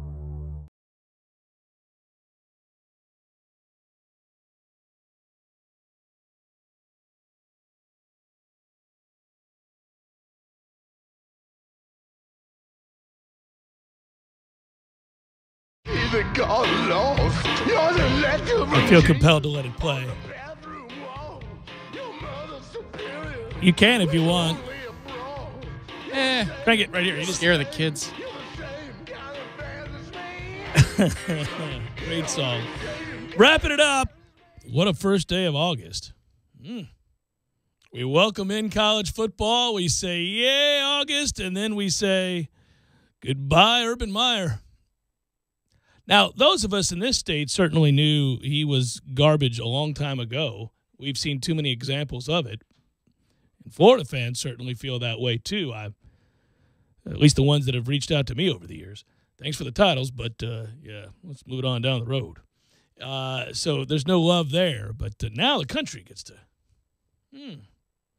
they get to marinate in that a little bit, right? Don't worry. We can just transfer money from your account into a portfolio with your son, and it's gone. Great job, because they are loaded. I just got done this morning talking to Laurinaitis. And this is obviously before this stuff broke. And you know, Laurinaitis, as you heard in the 3 o'clock hour today, was great. I mean, but we did everything but talk about this because it hadn't happened. And we're talking about the offensive line and quarterback and linebackers and odds-on favorite. And that doesn't change. You just wonder. Oh, it's a Ferrari for whoever gets to turn the key. Think about now this is actually interesting. All right, listen, there's a very serious issue, and we've documented that and talked about it today. But that program is an elite program with elite players. And it is a dream job. It was his dream job, but it's a dream job for anybody that would take over. I mean, you are primed to win maybe even a national championship within your first 2 to 3 years. I mean, without really pushing the envelope. I mean, you're not having to change much. And there are guys who got jobs this offseason. Lots of them. Lots of big names. We documented the 6 guys that got jobs. Think about a guy like Dan Mullen who goes to Florida. Great job, off to a slow start in recruiting. Wouldn't he have been a candidate, being that he was a former assistant of Meyer and called all the plays? Yeah, he would be a candidate. Well, he would have been, is what I'm saying. What I'm saying is all of these different guys. Let's not stay right in Gainesville. Oh, no, he's not. We don't need a quick departure here. But here's the deal. He's a good coach. He's got problems on the recruiting front right now, but he's a good coach. So you think about, I mean, I don't know.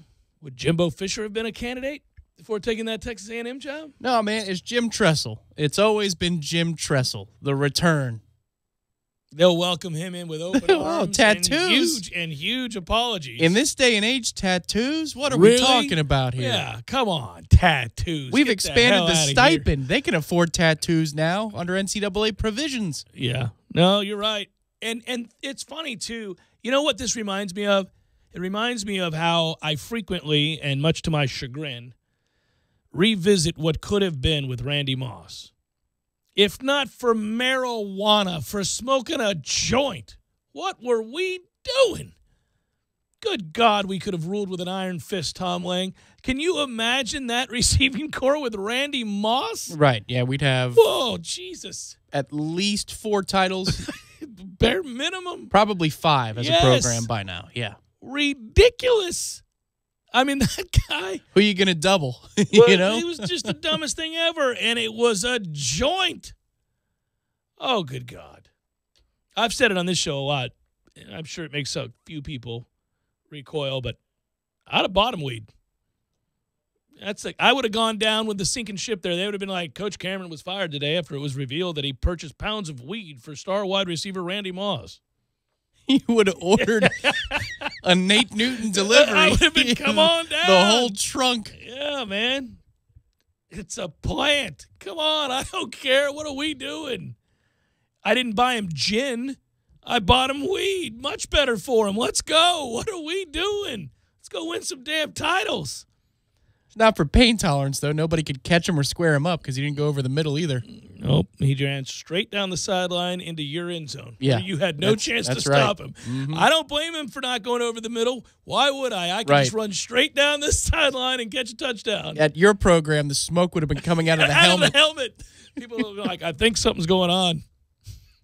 Touchdowns are what's going on around here. That's what's happening. That's not exhaust. That's You know, I still crack up that Randy Moss would come off the line and go, yee, as he was running, and then catch the ball and go, ha! That is still one of my favorite things ever. It's probably where Baker Mayfield got it from. Yee. Yeah, let's do probables. Here we go. Fire it up. It's time for, how you say, with the pitching, probables? Well, what a good night it was last night in Pittsburgh as the Pirates defeated the Chicago Cubs. It's getting silly. You and I were texting as I was attempting to fall asleep. Yeah, I was trying to tabulate the box score for the Nationals last night. At the time, literally at the time we were texting, when you checked on, what my arrangement was for the morning and our schedules trying to match up, the Pirates had just won, and I was not aware of the Mets-Nats game. I had no idea that was, I hadn't checked it. I wasn't aware by watching. It was it one of those, up. It was a third-party thing. Well, it pops up on your phone because I follow the Pirates. I'm sure you follow the Mets. Yeah. All right. But here's the funny thing. You said it, and I didn't believe you when you texted me because I was literally watching the Pirates game. So I had that on laying in bed, and then just kind of fading in and out, just wanting to see if we were going to hold on. It got dicey in the ninth, which is kind of rare. And you text me, we had just won, and then I'm like getting ready to put the phone down and crash, and you're like, we're down 25-1. And I thought, oh, Tom, you're just, I thought it was like 10-0 or something. Was I mad, though? It was matter of fact. No, you didn't. You just said we're down 25-1. So I literally had the phone to the side, and I didn't look, and I go, is that really 25-1? And I picked the phone back up. I had to see. And then I went, it's 25-1. Oh, that's literal. Yeah. That was unbelievable. Cubs, Pirates, Cole Hamels, Nick Kingham goes for the Buccos tonight. We got Angels, Rays, Nick Tropino, and newly minted Ray Tyler Glasnow. Get ready for the Walk Fest. Marlins, Braves, Pablo Lopez, Anibal Sanchez. Royals, White Sox, Jacob Judas, Dylan Covey. We've got the Rockies and the Cardinals. Kyle Freeland, Luke Weaver. Good matchup there. Should be a fun game. Colorado right back in it. Reyes pitched an inning last night for the Mets. Yeah, I saw him give up a bomb to straightaway center and bean somebody at 55 miles per hour. I was really rooting for a line drive right back to his head. I figured you were, or to blow out an elbow. Something that got him off the field. No, you want a line drive to the head. You want him He's a domestic abuser, that's right. Yeah. Yeah, I forgot about that. Mm-hmm. But sure, he's hitting 180. Let's keep him around. Hit 2 home runs today. Hooray. Brewers, Dodgers, Chase Anderson, and Rich Hill. And that is a look of those shall reside on the bump. I'm weary, kids. You know what's coming up next? It's a fine program called The Front Row Knowles. It'll be good. It always is. Tom Block, Keith Jones do wonderful work, and they'll bring on Tim Linnefelt. That's a good thing. And our old friend Ernie Sims, I think, is a guest. I looked at the sheet. Yeah, this is one of those days where for both you and I, it's like some of the tag team matches we watched for the WWE on Saturday. You get in there, run around a little bit, and it's your turn. But no, it's like the weary, like with everything you got, like just leap at the apron so you can tag your next person in. I've well documented my insomnia over the years on the show, and people will say, well, you need to take this or take that or do this, and I probably could do some things to help myself. I drink way too much coffee, and I'm sure that's at the root of it. Basically, that's at the root of it. I'm sure of it. But I refuse to give up my coffee. I do love it. So I don't want to prattle on and whine, but last night was a special case. And I think it was nerves about hosting the first show out the box on SiriusXM this morning, having to do that and be prepared. I had a bunch of interviews. I was like, well, got to get ready for that. And then I'm going to have to host my show. I got the golf show tonight, and it was just all piling in my head. Next thing I know, eyes, 2 o'clock. Bing! I could have run a marathon if I was capable of running a marathon. I was that alert. I got wonderful sleep last night. I mean, the best kind of sleep. I was in the infirmary, which is the couch when you're not feeling well. Take it to the couch, buddy. Take it to the couch. It's the right thing to do. It is the right thing to do. But it hasn't amounted to a hill of beans. I'm dead. Well, you're done now. Don't worry about it. Go home and go to bed again. Got a business meeting tonight, but yes. Well, right after that business. Yep, there you go. You tell those people to hurry it along. Let's get it together, folks. Let's go. Choppity chop chop. Good work out of you. Good work, Matthew. Be well, everybody. Have a great night and stay tuned. Front Row Knowles next.